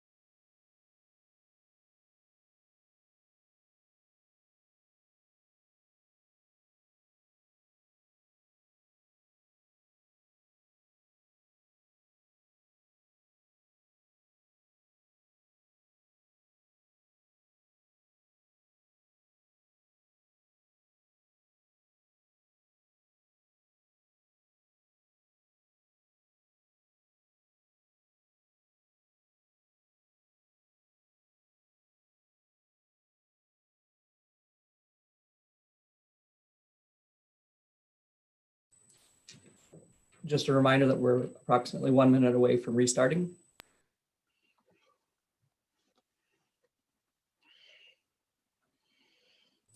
Should have said 1 second. It's 10:45 now.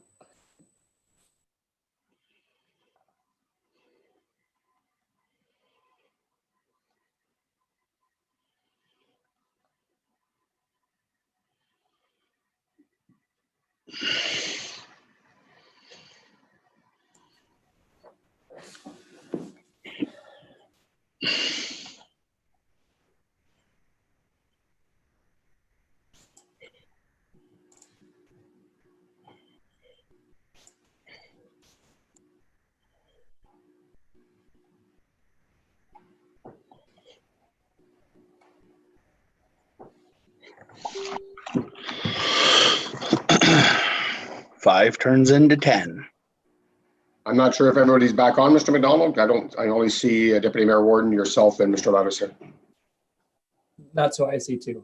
I wonder if Okay. anybody's out there who hasn't turned on their camera, please do. Put it back to the other screen for a second, Lachlan. Awesome. Okay, There, now everybody's here. we're all here. Go ahead. Okay. Oh, Mr. Councillor Mayor. Jaworski.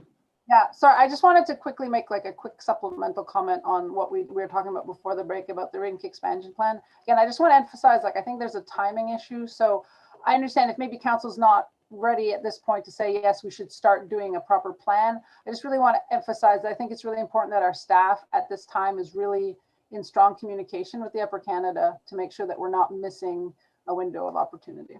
Thanks. So through you, Go ahead. Mr. Mayor, I have a note here to contact them today. Okay. Thank you. Perfect. Okay, thank you. So we'll move into the grass cutting.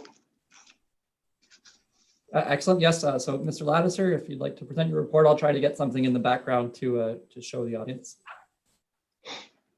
Thank you very much, and through you, Mr. Mayor.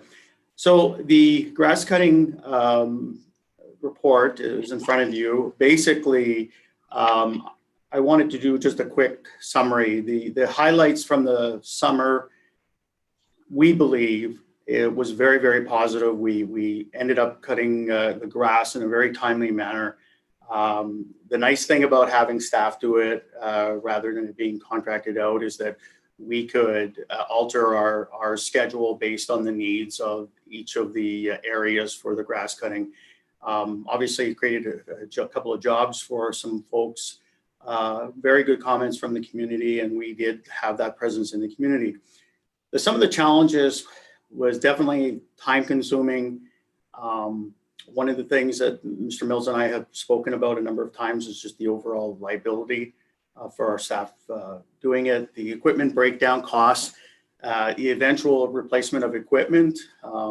Water, it was always weather dependent, very rainy. Then I had to make sure that I deployed the staff in other areas. Extra wear and tear, lots of rain created a backlog. And when I make that comment, it's if we do have different contractors, they're able to deploy their staff in maybe a little bit better way because they have multiple staff as opposed to having the 2 or 3 that we had.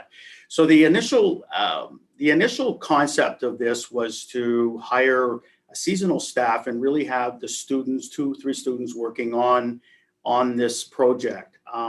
With the delay of the announcement for student funding, we were sort of in limbo, and then COVID-19 hit, where at the time we thought we were still going to be offering soccer, and then everything got shut down, so there was no lining of fields, etc. We made a decision to put 2 staff, full-time staff, along with the seasonal to get the job done. So obviously that skewed the budget significantly because we did use the full-time staff to augment the lack of funding from the provincial government. So the original proposal as well, because Mr. MacDonald had a staff person already in place, it wasn't in the initial numbers. It was sort of a foregone conclusion that he would automate, just simply use that staff person and then put that person in the ditch cutting. So again, it kind of skewed the numbers somewhat because we were not considering those salaries. Now, after one of the considerations that I put in my report as well, that the numbers look better when you amortize the machinery that we purchased over a number of years. So that again, it can change the outcome quite significantly if we were to make that application.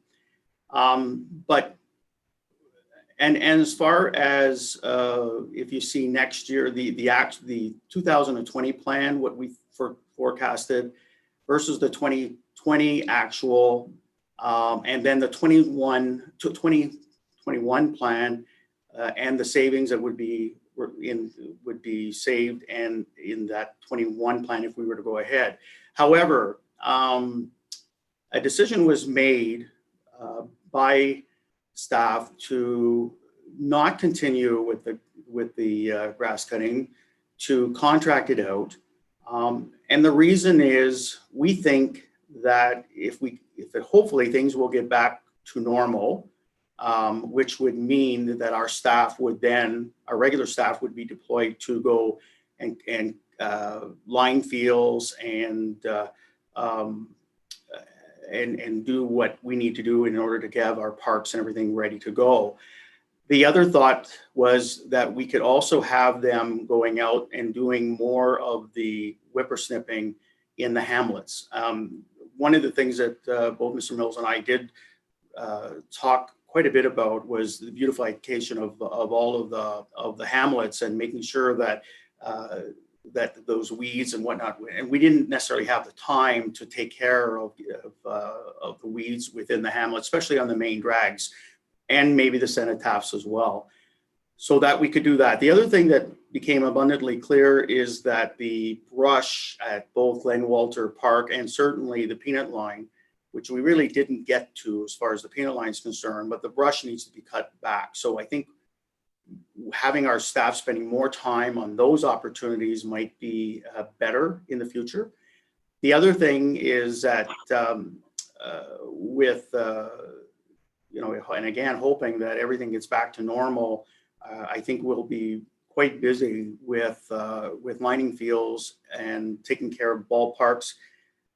The nice thing about having the equipment and people who already know how to work the machinery is that we can always be a filler. So if, say, and I know that one comment was made to me about 3 years ago, where Glen Walter Park wasn't cut properly for soccer, and some of the neighbors got their riding mower and they ended up cutting it before the soccer game.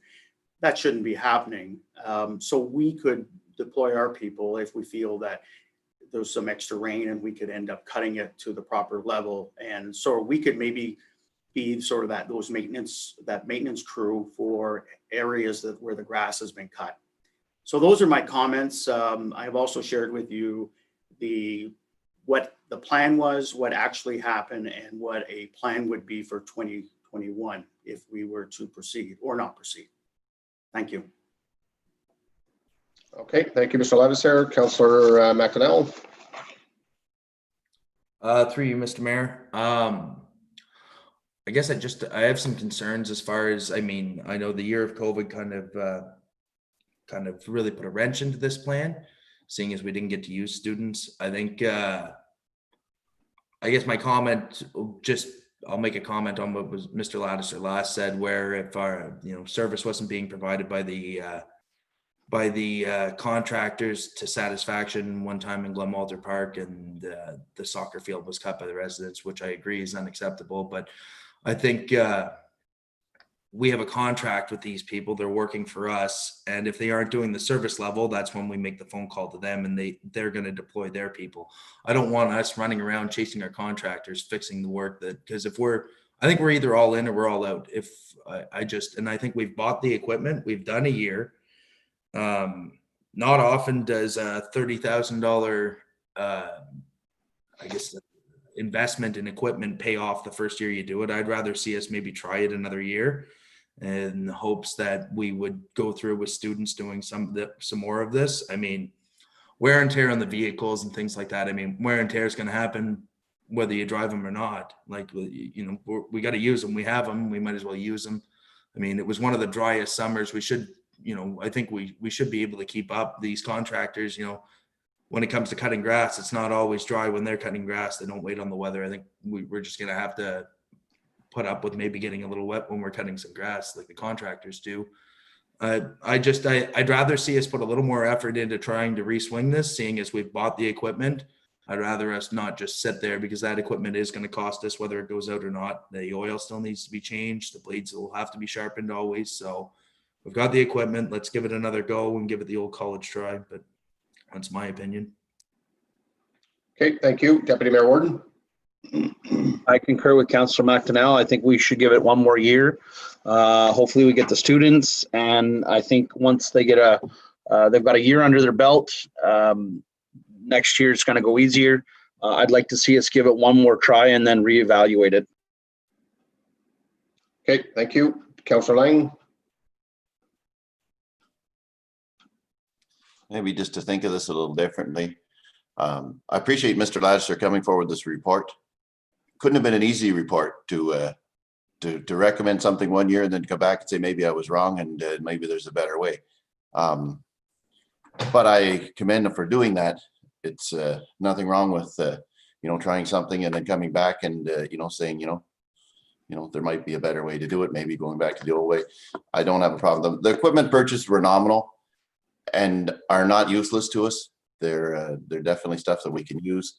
The brushing and this sort of thing that was never happening. I'm so glad to see some of that happening. And I do think we need to put more emphasis on the peanut line and do some brushing. It's closing in quickly in some areas. Some of these poplars and stuff, they can grow 5-6 feet a year.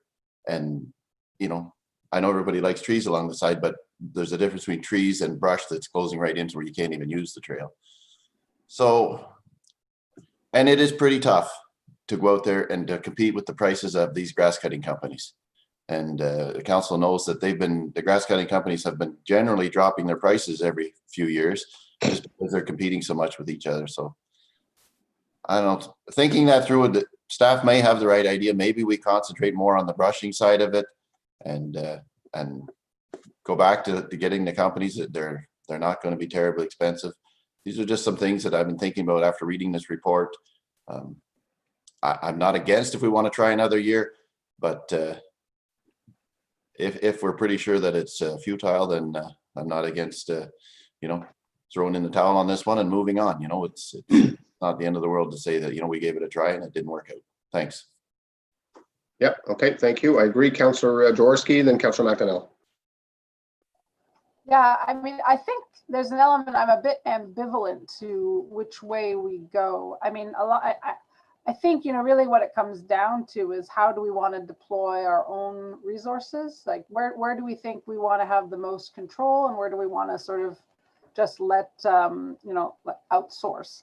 So, I mean, I'm kind of comfortable. I'm comfortable with going what staff recommends on this one, which I guess is essentially going back to the outsourcing model, because again, I think it comes down to best use of our internal resources. But certainly if the majority of council wants to, you know, as we say, give it another go, I'm open to that as well. I just don't want that to mean that then we're not doing these other, you know, trying to tackle the peanut line a bit better. I don't want, like, if it's a choice between those two things, I'd rather outsource and let's use our own people to tackle the more, you know, these projects.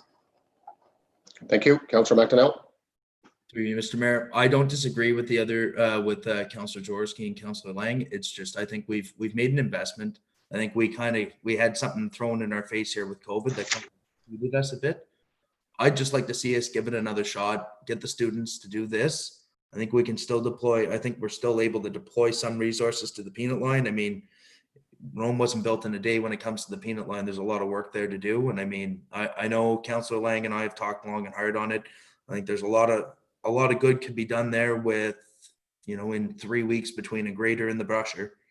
I think there's some good options there. But I think one of the big things of us going to cutting our own lawn, especially when it came to recreation, was that we were providing a better service level to the people and to, you know, the kids and people playing soccer on the fields and etc. So I'd like us to maybe just give it one more year, give it a shot. And I don't think it's going to take too much resources. I think especially we don't necessarily have to go with the same structure. I think we can get creative, and I have full confidence in Mr. Lattiser to get creative when it comes to his staffing and the way he's going to deploy his people and resources. So I'd like to see us just maybe not just go the same way we went, but maybe get a little creative with how we're going to staff this and who's going to be doing what. And I'd just like to see us give it one more shot and not let COVID get us down. Okay, thank you. Any comments, Mr. Lattiser, before we go to some type of a decision here? No, certainly we'll do whatever is the wishes of council. The only other comment I can maybe make, the students, it's very important to pick the right people for the students, because we basically had young men doing the job and they did a great job. So we certainly have to make sure that we pick the right people from a student point of view. It couldn't be like a young 17-year-old as an example. It would have to be someone in their early 20s, like 2021, maybe a university student that's strong enough. And by the way, I should say, the guys did go right through the rain many days. In fact, I was pulling them off before they even called to say, you know what, it's unsafe. You can't be. So, you know, in fairness to them, I just wanted to point that out, that when those really hot summer days came, they were still out there. They weren't taking breaks, or well, maybe taking a few more breaks, but certainly not quitting and saying, well, we can't do this. Actually, they forged ahead. So whatever the wishes of council is, I just thought I should make the point about the students, that really it's going to take really 3 young men to pull this off again. Okay, thank you. So we seem to have some mixed feelings around the table in regards to continuing with the grass cutting in-house for another year. And then we have the other side in regards to the brush cutting and looking after our hamlets in respect of weed eating, I guess, a little bit more often, and then our cenotaphs and so on. So I'm going to ask, who's in favor of continuing in-house grass cutting for one more year? So if I can have a show of hands of that. So we have 2 for that. And who's in favor in regards to outsourcing for 2021 and doing hopefully more work on the peanut line and looking after our hamlets and our cenotaphs and other work that is required from our roads crew, or our rec crew. So we have 2 and 2. So I'm going to go back to go and outsource the grass cutting at this point. I think we need to spend more time. Like I said before, I was down the peanut line probably in the last 2 or 3 weeks several times, and that's the first time I've ever been down that. But I was very disappointed of how the maintenance has been looked after on that. But there's definitely lots of work to do on the peanut line. So I think our recreation department needs to spend time there, and again in our hamlets and our cenotaphs and wherever else we require them in the Glen Park for brush and so on. So I will support going back to outsourcing and shipping our men where they need to be instead of being on the lawnmowers. Okay, so Mr. Mills. I could comment at the, are you done with this part, Mr. Mayor? Can I just make a comment? Yep. Okay, I just want to clarify, we're an equal opportunity employer. So I know you talk about men. Yes, sorry. I'm not criticizing anyone. It's just, I want to clarify, we're live here, and that we have a number of women working for us as well. And that could be either cutting the grass or working in recreation facilities or otherwise. And so thank you for that. Yeah, thank you for the clarification. I apologize for that, and I'm sure the other members of council do the same. So it's our members in our workforce in the recreation department. Okay, Mr. McDonald. I'm also glad we take breaks, because the Ontario Health and Safety Act would have put us in trouble there. So glad to hear that as well. So now we'll get back to maintaining levels of service. We're going to talk about the township fleet. I'm going to go through the slides, and then go for discussion. So one change from your previous budget was we moved from replacing 3 vehicles to 4, and I'll touch on that one. All this would come out of the reserve. The roads fleet reserve, which is what housed recreation before, does have 906,000 by the end of the year. And we now save 290,000 per year for our fleet. So this was asked for council. So our entire fleet, as you can see, is we have 1 in community services, 0 in corporate, 1 in fire, 2 in recreation facilities, 3 in roads, and that third one is somewhat shared with recreation at times, and then 3 in water. The one that's in community, it's not being replaced this year. It's a 2013 GMC Sierra. It's owned, used predominantly for bylaw enforcement, somewhat for building department, and sparingly used for administrative. We use it for tax bills because it's convenient. Fire services, we own that vehicle as well. It's a 2014 Chevrolet Silverado. It's not being replaced. It is used predominantly for the chief, 24/7 emergency vehicle, and then inspection of properties and transportation of township equipment. The roads fleet, 2 of 3 being replaced. Previously, we had 1 of 3 being replaced here. So you can see the age of the vehicles is 2019 Chevy Silverado, 2008 GMC pickup, and 2010 Chevy Silverado, all owned. And those trucks go to the roads manager, the lead hand, and night patrol / recreation, that kind of 0.5, that swing truck I mentioned at the summary page. Recreation and facilities pickup, both are being replaced or bought out in 2021. So we have the 2009 GMC Sierra. That's the one that was mentioned that pulls the maintenance vehicle, used primarily for maintenance. And then we have the 2020 GMC Sierra, and that's that red lease truck we have that you can find parked in the back of our lot at the end of the evening, and it's shared amongst the recreation crew. Water and wastewater pickup fleet. So they're all being bought out in 2021. That's what we're recommending because council had mentioned that. We got prices. The 19,000, 23,000 are the buyout costs. So when we typically buy our fleet, we get at a government rate. We kind of have the range for 40 to 45,000, so we budget 45,000. If we needed to tighten that, it could be 20 or 42 to 43 high, I would say.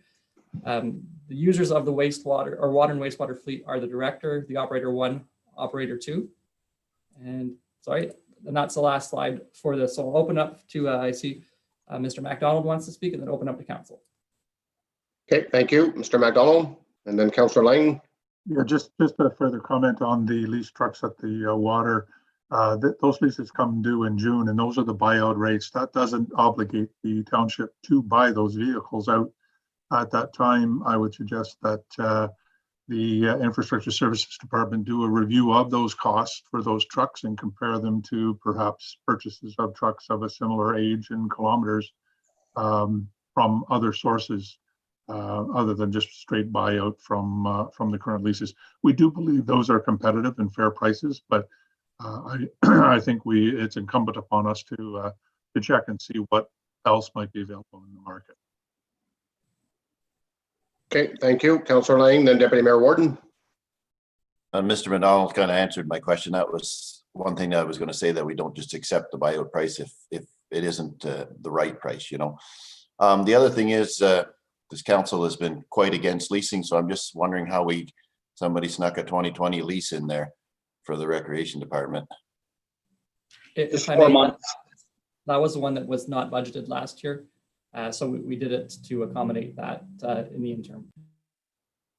Yeah, I believe that was just for a 4-month lease for the trucks for the lawn cutting, Martin. I believe that was just a 4-month lease. Okay, so I'm going to call that a rental then. We didn't actually sign a lease Correct. agreement. Okay, good. Otherwise, I think we're slipping. Thank you, Mr. MacDonald. Yeah, just to confirm through you, Mr. Mayor, Councillor Lang's comment, the lease truck and recreation was just on a month-by-month basis, and it was to just address the immediate need. There was no paperwork involved, and that is one of the trucks that we're looking at replacing with a new truck, so we don't have to have just an ongoing month-by-month lease rental. Okay, thank you, Deputy Mayor Warden. Okay, through you, Mr. Mayor. Further to what was stated, I'm fine with buying those trucks out as long as it's a acceptable rate, market value. And if not, I'm in favor of purchasing new from reserves to just get it over and done with. I think that's what's proposed. Thank you. Councillor Jaworski. Thank you. Through you, Mr. Mayor. I mean, yeah, with regards to the water trucks, I mean, I think it should be a pretty simple financial, equation. Is do we buy them out now, or do we buy them out a little bit further down the line? Whatever makes the most sense financially. I had a question though about the additional pickup, and I'll sort of mention that it's we forgot one last year, and now it seems we forgot one. Well, we're catching it now for this year.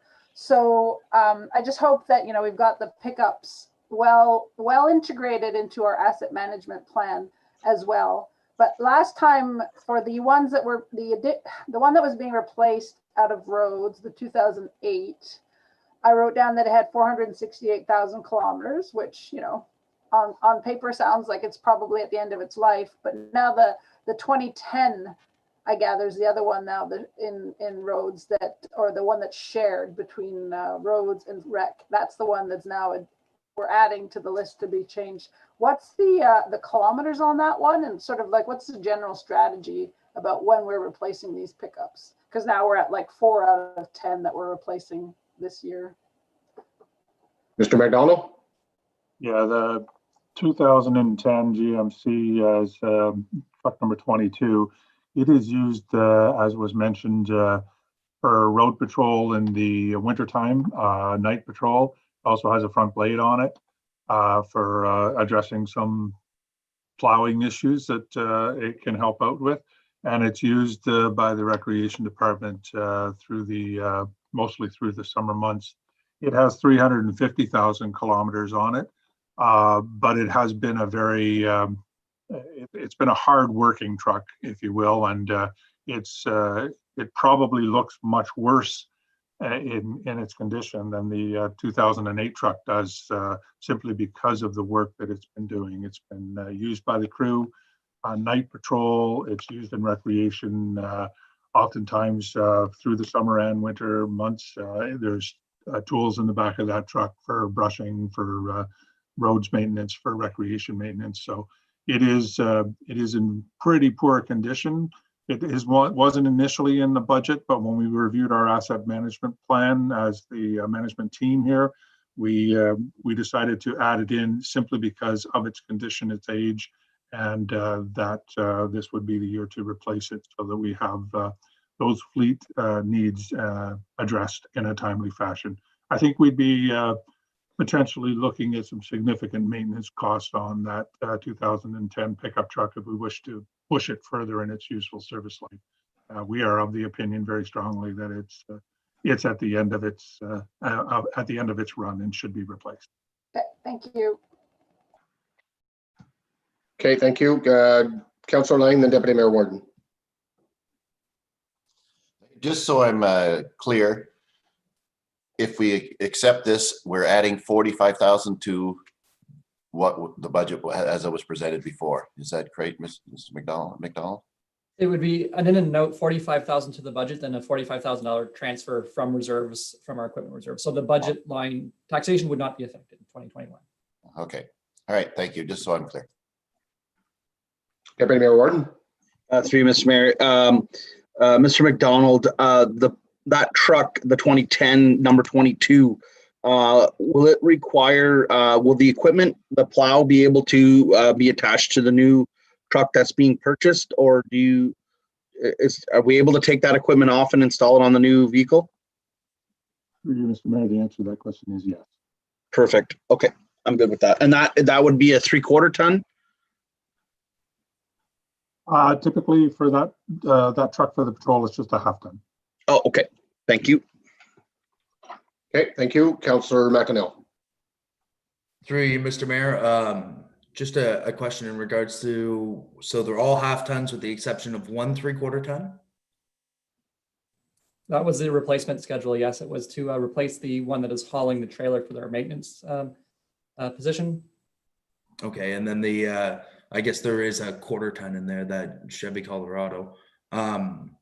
I'm still not sold on trucks and water and wastewater. I don't think we need all trucks in there. I would like to see us do a little bit of a study on whether we could get away with vehicles.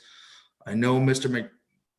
MacDonald has said that we carry around 10-foot keys, but I've driven one of those Chevy Colorados for quite a while in my life, and I know they're not 10-foot boxes. So I'm sure we could get away getting that key into a small SUV like a CX-3 or something from Mazda or whatever company should we choose. I would like to see us do a little more looking into that, because I see those vehicles running around, and I just don't think we need to be emitting that much. We'll go with the environmental friendly side of it and say I'm sure we could get away with a smaller vehicle and not have to spend that much on fuel. Okay, thank you. Mr. MacDonald?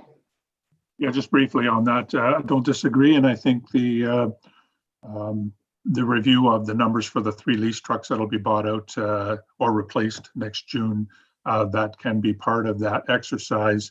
I would, though, suggest that having a fleet of pickup trucks, typically the pickup trucks in the municipality might move from department to department over their life cycle, and that provides us flexibility. Even when we buy out, if the decision is made to buy out the 3 leased vehicles at Water and Wastewater, I think as the infrastructure and Parks and Recreation team, we need to look at where the vehicles would be best deployed from. So those 3 vehicles may not stay in Water and Wastewater. We might be transferring to other departments depending on the need. So that review should take place as far as what the options are. I did speak with the dealer about potential other vehicles similar to what Councillor McDonnell has suggested. And there could be some savings because we still do get a municipal subsidy on smaller vehicles as well. And I think we need to make that clear. I think in the past, we may have mistakenly reported that we get a subsidy on pickup trucks, but we in fact can get a subsidy on any vehicle we buy as a municipality. So there is some flexibility and some options that we need to consider as we come closer to the June date. But I think all factors need to be considered as far as what's the functionality, what's the deployment of the vehicles, do we have flexibility to move vehicles from department to department, and that all needs to be reviewed. Yeah, I think that's a discussion that I think we can have probably in June when those renewals come up. But Councillor McDonnell and Mr. Mills, did you have a comment after? Okay, thank you. Councillor McDonnell. Just a subsequent comment, I guess. It's not like this is a budget line item where it's going on taxation. I guess it is coming out of reserves. It's just an ask that I make that we investigate this a little bit further. I'd like to see a little more effort put into this in a lot of our departments, where we can save on vehicles and where we can save on things like that. Because as we all know, there's no worse investment than a vehicle that you're going to use as a daily driver, because all they do is they depreciate like crazy, and we don't normally get a resale out of them. So that's just my one comment. I'd like us to try and be more efficient that way with our money. Okay, thank you. Mr. Mills, then Deputy Mayor Warden. Through you, Mr. Mayor, I'll let Deputy Mayor Warden go first.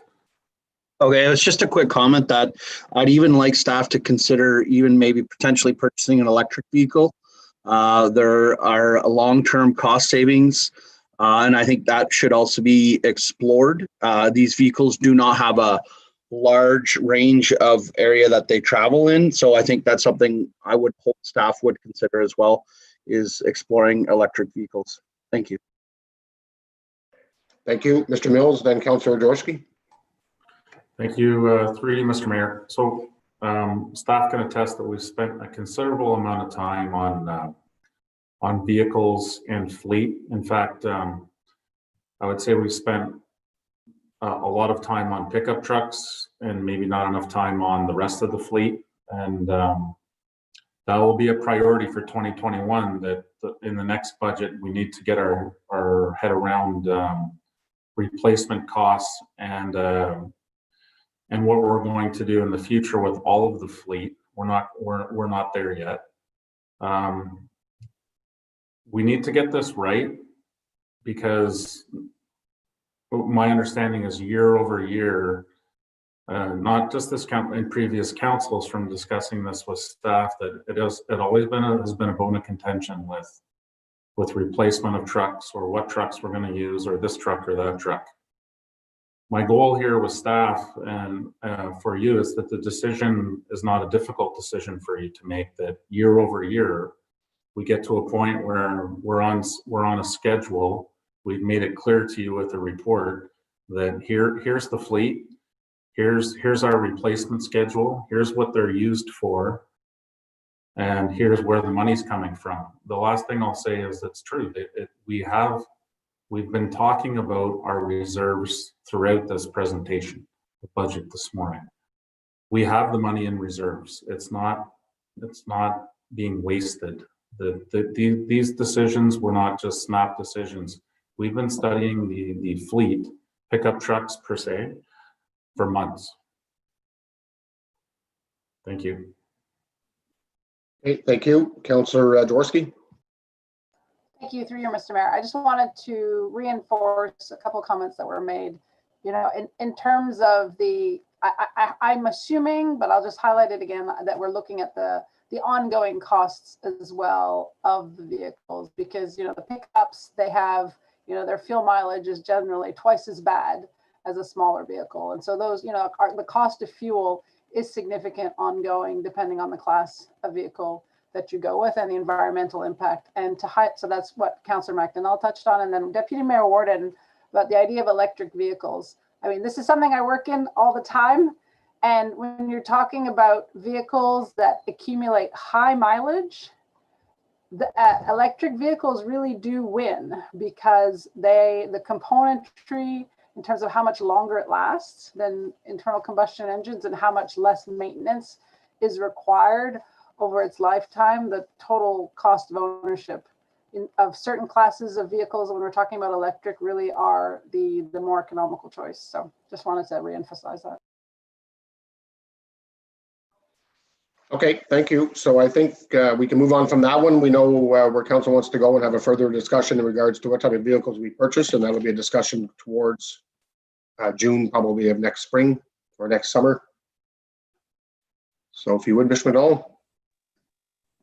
Thank you. I think it should be before June. The leaves are up in June, so. Yeah.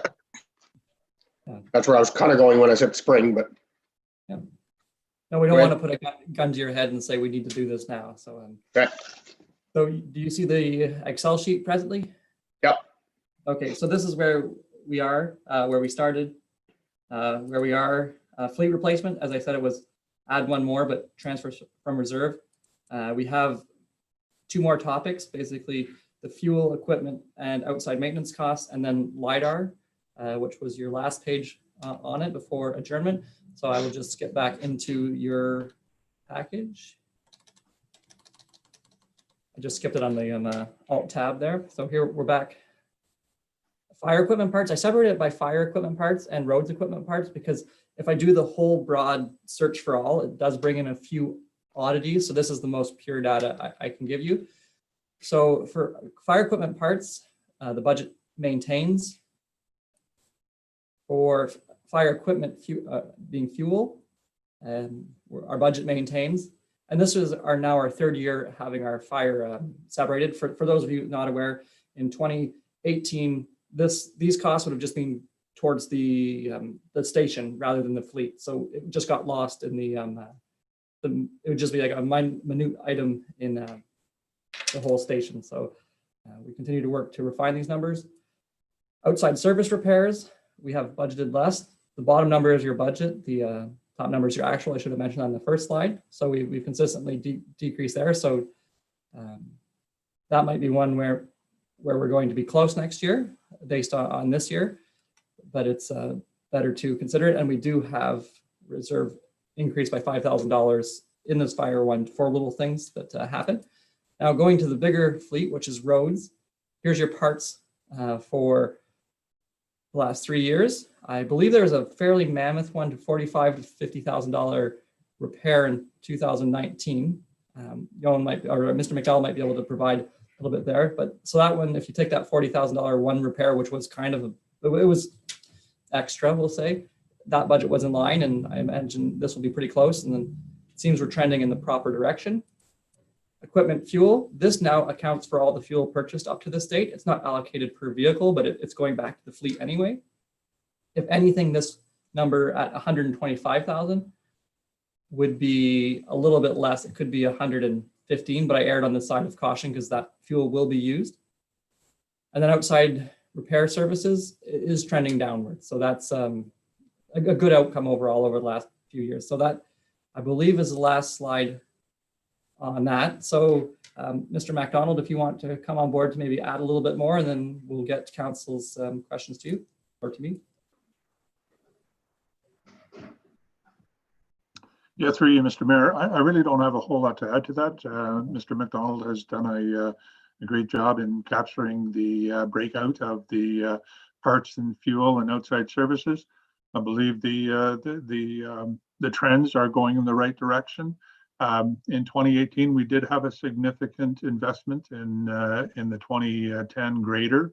That was, as mentioned, about a $45,000 expense between parts and labor. You know, we try to foresee these things.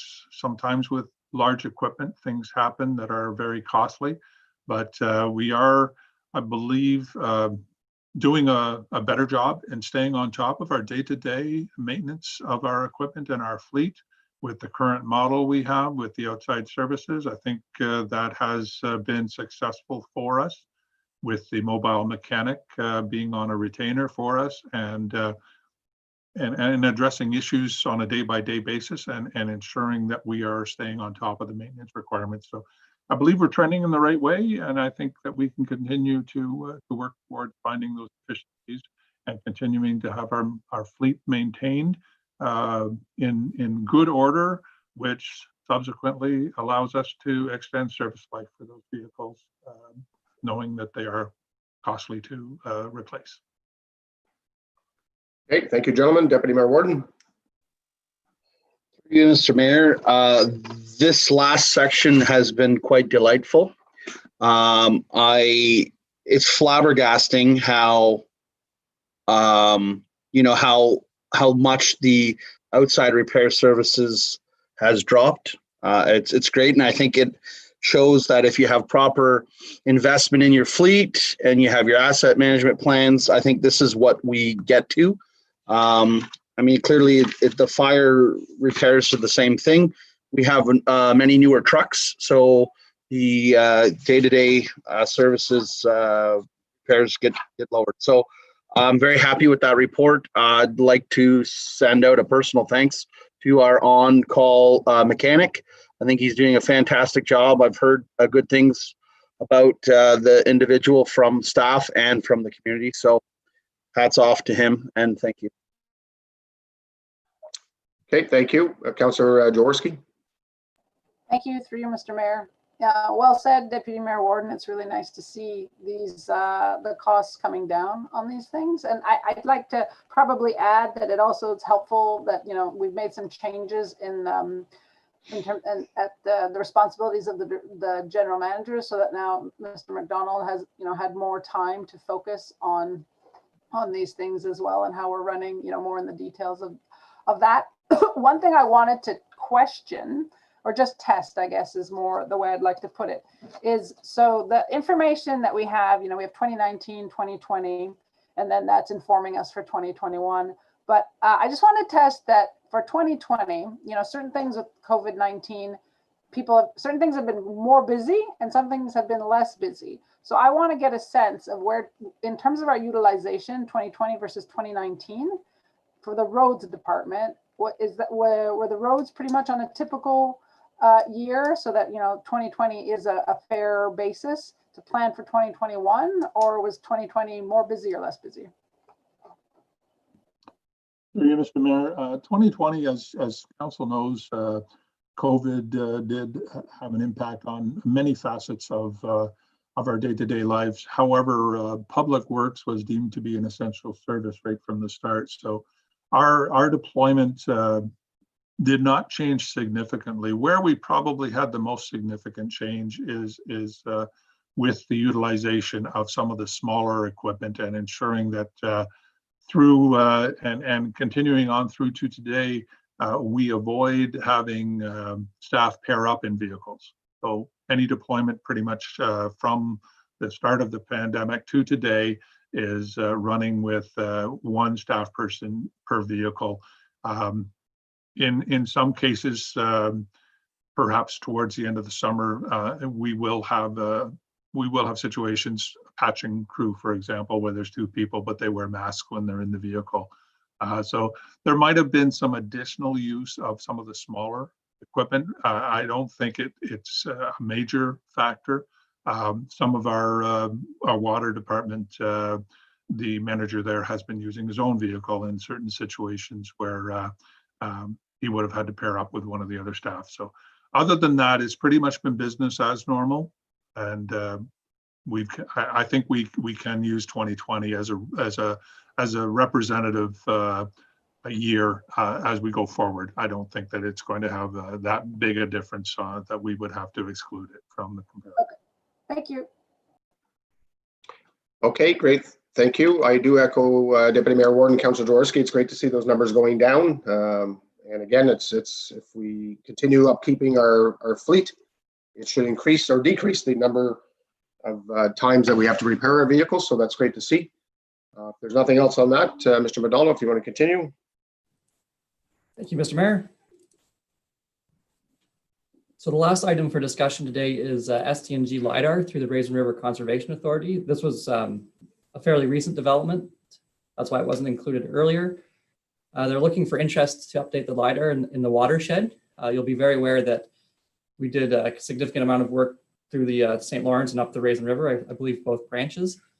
But this would be to map the entire township.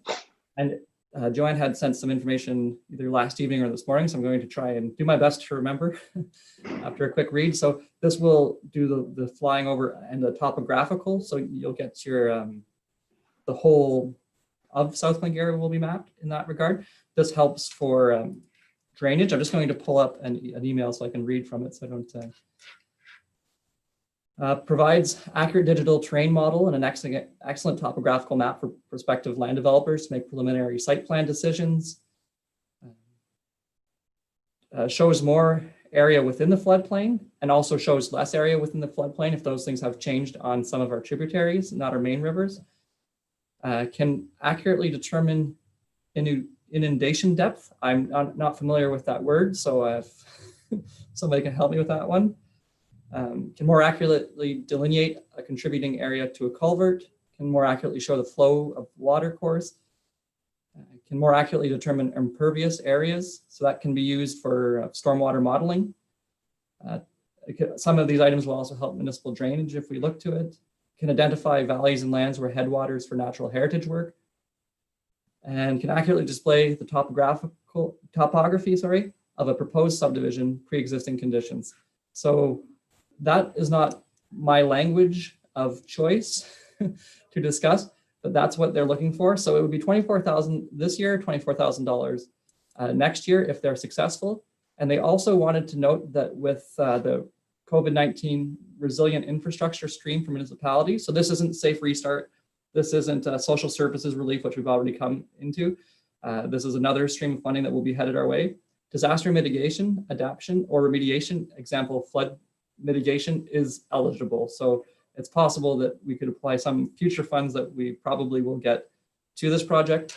And I'll maybe open it to Mrs. Haley and council now, because I'm not, I don't speak that language very well. I hope I've not done a disservice by it. And this is kind of the existing LiDAR we have. You can see that we've got this done, and that was done was last year and the year before that we had been talking about. So I'll leave it to council.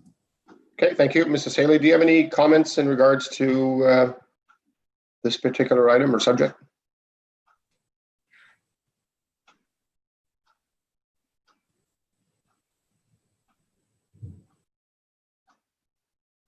She may step out for a quick second or maybe on the phone, but I'll go to Councillor Jaworski and then Deputy Mayor Warden. I guess I have some questions, so maybe they won't have answers. I'm curious. I mean, I'm assuming we're contributing to a larger pot here. I assume that it's going to be a group project, and I'm like it seems our contribution is fairly small compared to what we paid recently to do, you know, along the St. Lawrence and the Raisin. And I guess I was wondering, like, so is this fundamentally different than that, in that there's less analysis? That I guess maybe the floodplain analysis that came with the last project maybe was a good part of the cost. Just would like some clarity on that. Okay, that answer would best be served through Mrs. Paley. Okay, and then I'll put a supplemental on it too. It sounds from what you're enumerated that there would be benefits for landowners to have access to this data. There'd be benefits for developers to have access to this data. So it sounds like it is something that would be supporting, you know, our planning going forward. Yes, and in your question about costs, I'm looking here through the email. Our Raisin and St. Lawrence LiDAR cost was $34,000. This one's projected at was it a little bit over 48,000 in that range. So it's comparable. It's not as specific to the water plane. It's more just the topographical study, which I listed the benefits, but that information came to us late last night, so I couldn't include it in the slide. Perhaps we could bring this up at a future staff report. It was just looking for an opportunity to hold money there, because it's not a big one, and it does benefit a lot of potential industry. Okay, I will move off to the remainder of the members of council. Just to let you know, Mrs. Haley is on a phone call that she was expecting, but she should be with us momentarily. So I'll go to Councillor Deputy Mayor Warden, Councillor Lang, Councillor McDonnell. Through you, Mr. Mayor.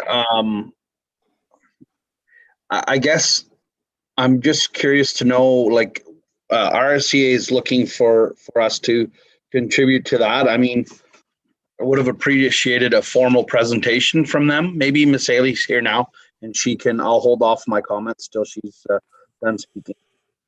Good morning, everyone. I apologize for that. I had to take a phone call. Yep. So I understand you're speaking about the recent request that has come forward from South Nation Conservation for dollars to be allocated to a LiDAR project.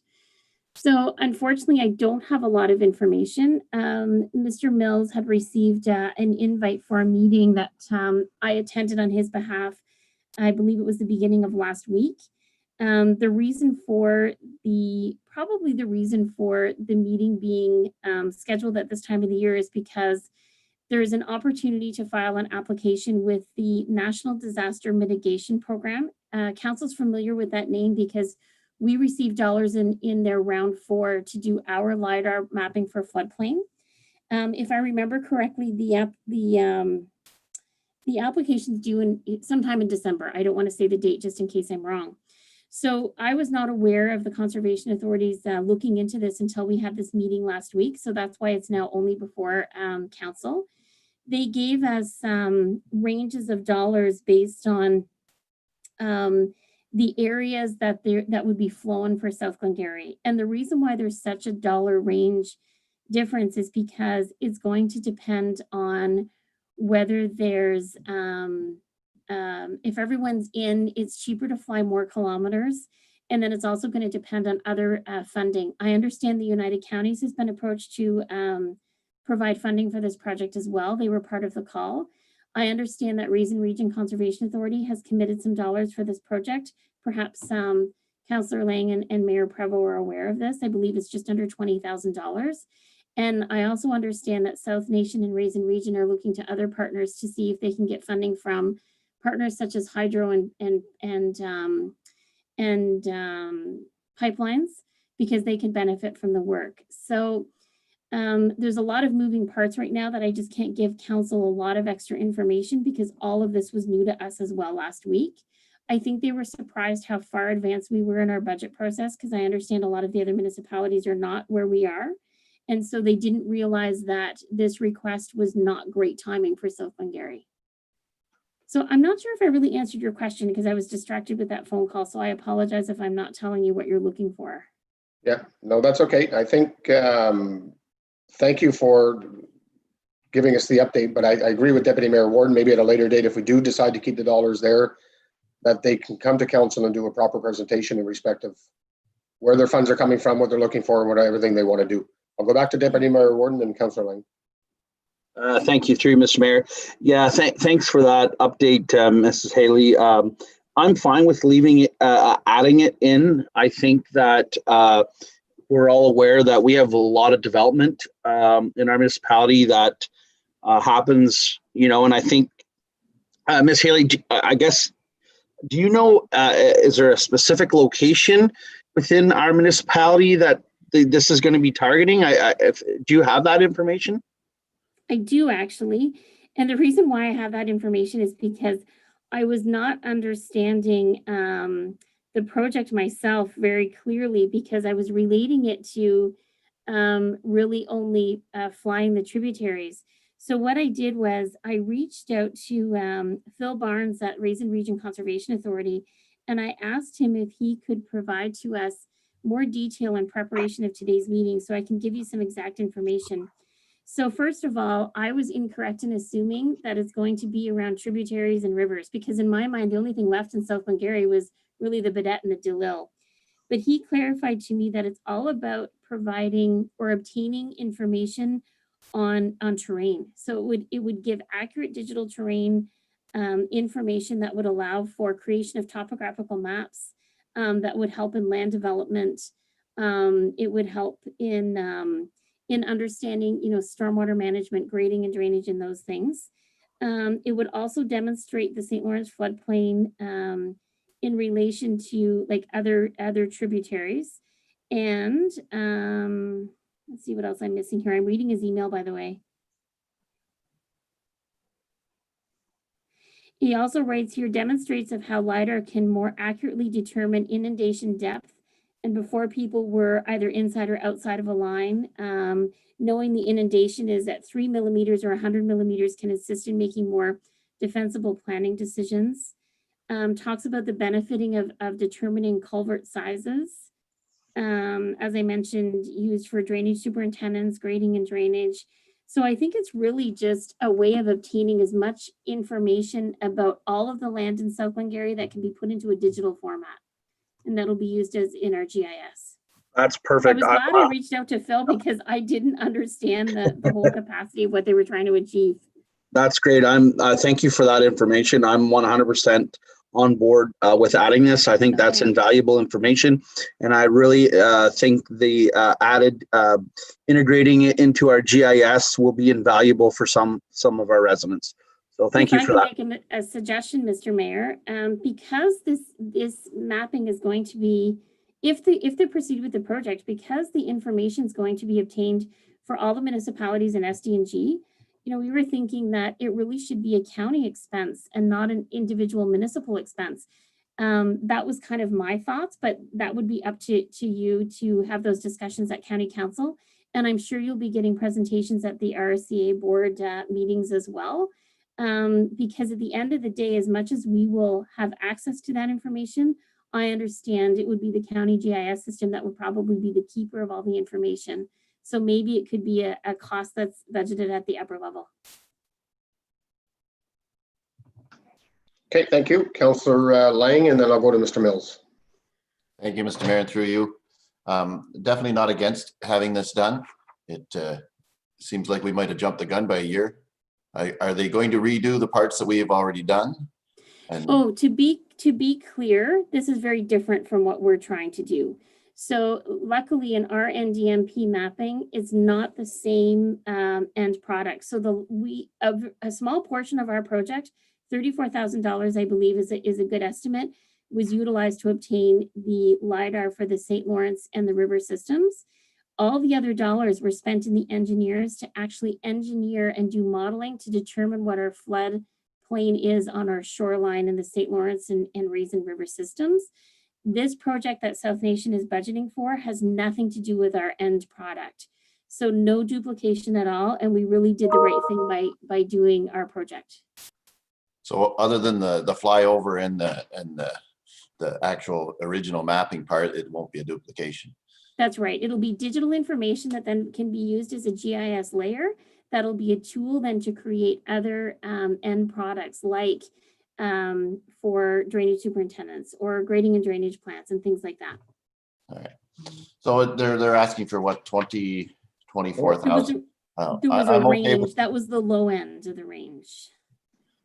well, we have to put a number for a budget here, so let's put 24,000 in at the low end and hope that our deputy mayor and mayor can come through and the counties will pick up the tab and we can use that money for something else. Okay, thank you, Mr. Mills. I couldn't have said it any better. It would be nice if the counties paid for it, but that wasn't going to be my point. So getting back to the beginning of this part of the presentation with Treasurer McDonald, he noted the Social Services Relief Fund, the Startup Fund. We've recently become aware of the COVID-19 Resilience Infrastructure Fund, which is $100,000. We met as staff yesterday to discuss that. And then after getting an update from General Manager Haley, that we found out that possibly out of the 100,000 we apply for, it could be this. So I don't think it's I don't think it's a difficulty that we can find the money. It's in there somewhere. The last thing I'd want to add too is that we've had this COVID relief fund for 2020. We haven't had any announcements for COVID relief fund per se for 2021. So, while we're considering all of the whole budget, but all these budget items, including this item, we haven't had any announcements from the provincial government or the federal government about operational costs for 2021 that they're going to assist us with the challenges that are ongoing with COVID-19. Yeah, no, I agree 100%. So thank you with that. Anyone else? Well, Councillor McDonnell. Through you, Mr. Mayor. I just had a question for Ms. Haley, but I see she flipped her camera off. Just wondering if, so I'm assuming that this is not the same as you said, this is not the same as what we did last time with the LiDAR for the river and for the raisin. But will this be, so this won't be etched in stone? Should like a developer isn't going to be held burdened to this, because I hate for us to do a cheaper version and then hold these people to what this says as opposed to what what they could potentially get a survey still and have the floodplain proven wrong. Through you, Mr. Mayor, I think I can do a better job at explaining this. LiDAR,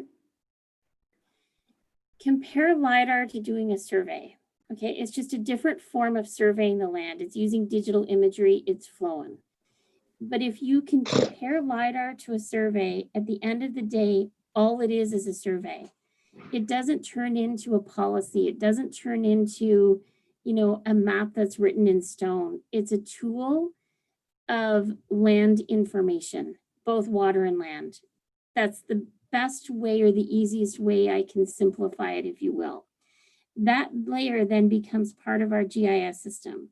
So if people need to know what the topography is in certain locations, we'll know what those elevations are. If the people need to know, when I say people, I'm meaning like the municipal staff, the conservation authority staff, drainage superintendents. If we need to know the elevations of a creek, we would have that. That's all it is more information for us to be able to make better decisions and utilize that. And, Mr. McDonald, our treasurer, asked me this morning, will this be available to our developers? And so I'll explain to you how it can benefit. At the end of the day, that information rests with the agencies in the municipality, but with data sharing agreements, we can then share information that specific developers or other surveyors may need, that people can use that tool. That's really what it is. It's not going to be a policy. Does that help? Yep. Nope, that's Okay. good. Thank you very much. Okay, thank you. Councillor Jaworski. Thank you. Just quickly, I wanted to say that generally I'm in support of this. I understand it's early days. The comment I wanted to make is obviously we want the counties, if it's a regional effort, we want the counties to do it. However, sometimes there's been projects in the past we were hoping the counties would champion, and there was some, differences of opinions. So I don't want us to drop it necessarily if the counties isn't moving forward. That's all. Okay, thank you. So I think what we'll do is we'll leave it there in the budget at this point in time, and further discussion, like Councillor Jaworski said, in regards to the counties. Hopefully they'll come to the table in respect to that. We'll see where that goes over the next couple of months. And then we can get some more information as time goes on in regards to more information in respect of the issue and where all the funding is coming from. So, is there anything else, Mr. McDonald? Just a summary. The last slide is going to be the adjournment slide, but I'd like to summarize our position where we are now. If you can summarize where we are, plus let us know how this affects each taxpayer throughout a municipality with an average tax rate, I guess. I suppose I can't touch perfectly to that because we don't have assessment information, but on the net levy, you can see it would be going down 3.03%. And in the era where taxation should be, or assessment should be held for the most part steady, that essentially equates to a 3% decrease in cost to the taxpayer. So we started 9,106. We added 50,000 transfer Parks Reserve. An additional 50,000 will be added, but that will come from the Parkland Reserve, so it's net on the budget. CIP, we didn't add it, but we will be taking remainder of 2020s and putting it to a reserve in case we do go over that 30,000 next year. 50,000 to, now that's not considering, but into the connectivity reserve, 40,000 from taxation, but additionally, I'll say approximately 5,000 that we gain in tax revenue will go towards the airports. That part of it's net neutral. Consider waste management reserve. We're going to look further into that to get some more solid numbers before we contribute more. Consider road structure reserve, 35,000. That brings it to 200,000. Outcomes for roads resurfacing conversation based on the info report are nil to the tax base. Recreation had previously and in this presentation decreased the ask from 35 to 25,000. Radiant heating remained. Outcome on grass cutting was that we will outsource it, but our budget last year had it already being outsourced before we saw if we could save money. So there's no net change to our budget that way. Fleet requirement, that's an in and out. We just wanted to highlight that we did add a truck or a pickup for replacement this year. And then LiDAR, 24,000. And Mrs. Haley mentioned that that's on the low end. I just want to note that I think it was 20 something thousand to 48,000 over 2 years. So this is year one of that commitment. There may be year two at 24,000, and hopefully the counties will I don't want to say pony up because it's their decision. That's kind of around, but maybe they will be supportive of this, and that may be used elsewhere. So we're left at the end of our deliberations at essentially 9.3 million.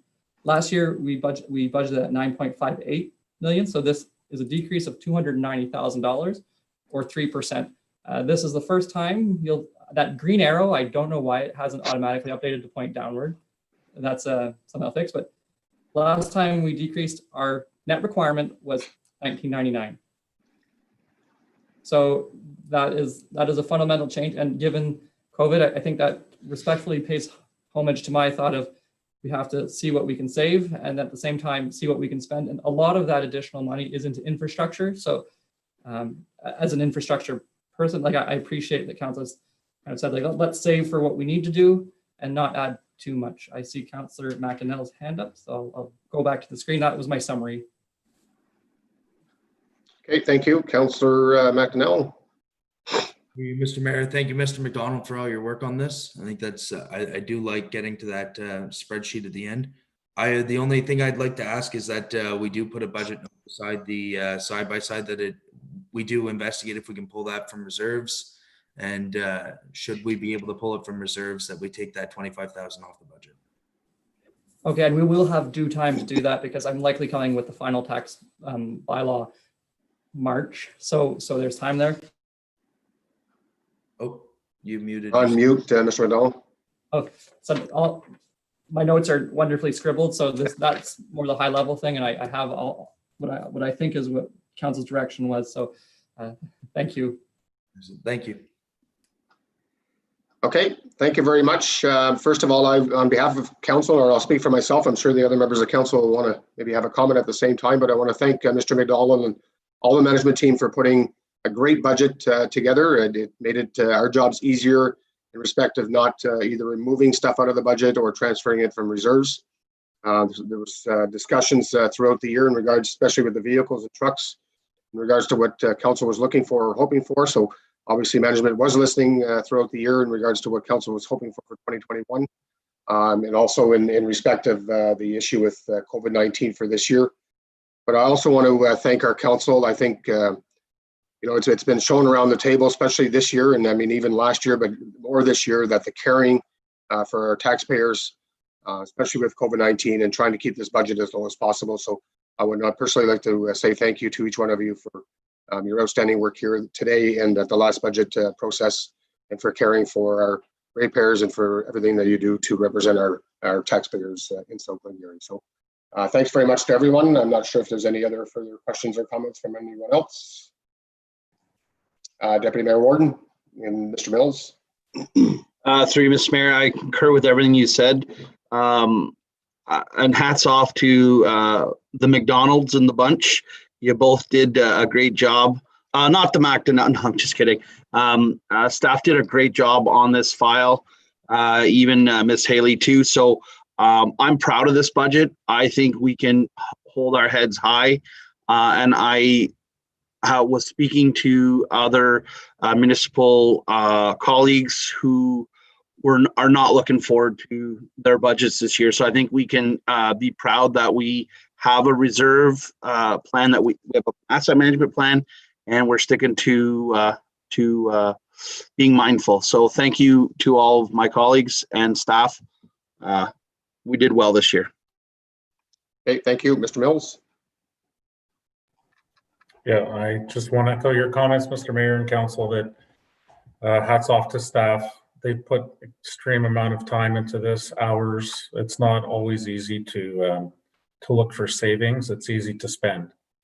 And the last thing I'll say is the general managers and all of their staff contributed towards this. And I especially want to thank Treasurer McDonald last year at this time. He probably, it was a big challenge, because I asked him to present things differently a little bit for you, and he's really risen to the challenge. So thank you. I'll say Lachlan, thank you for everything you've done to bring this forward for us to this point. Okay, thank you, Councillor Jaworski. Thank you, through you, Mr. Mayor.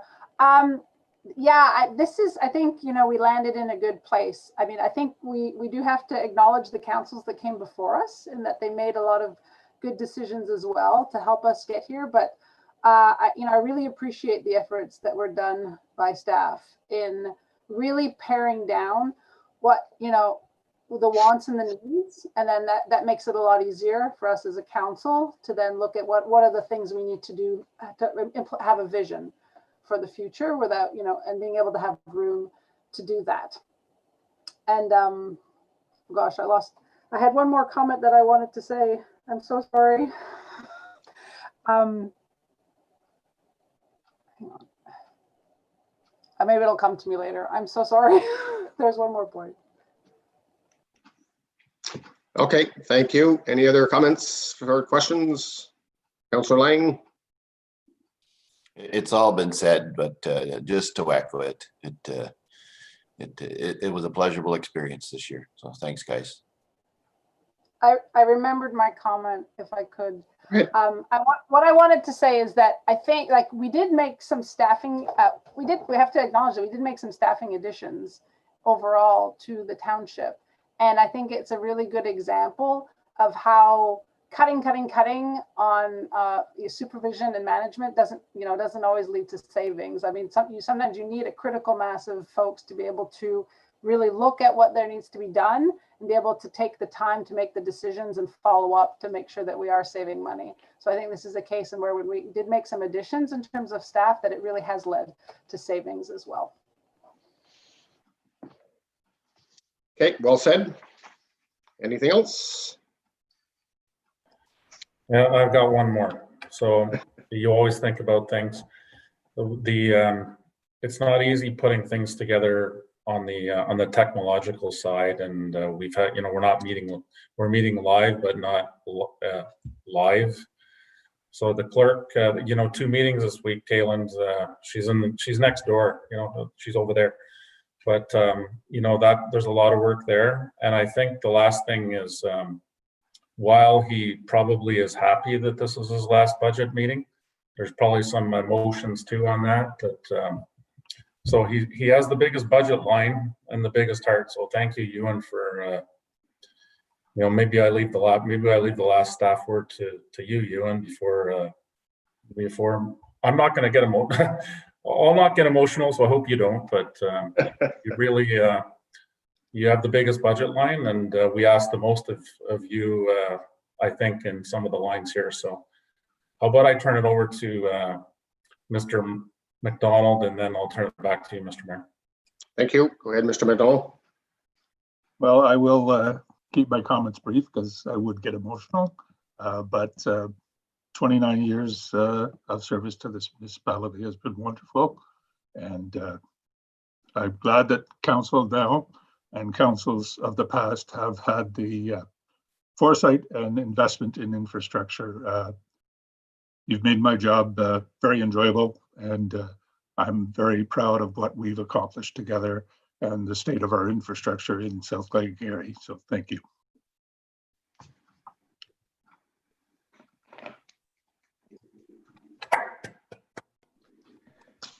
Okay, we appreciate that. Thank you, Mr. McDonald. We'll have future words as time goes on before the end of February, I'm sure, in respect of your retirement that's coming up. But thanks again for your great budget that you presented here today. And again, thanks to everyone. And if there is nothing further, I have a motion moved by Lyle Warden, second by Martin Lang. Be it resolved that the Council of the Township of South Glengarry adjourn to the call of the chair at 12:01 p.m. You heard the motion. All in favor? Motion's carried. Great job,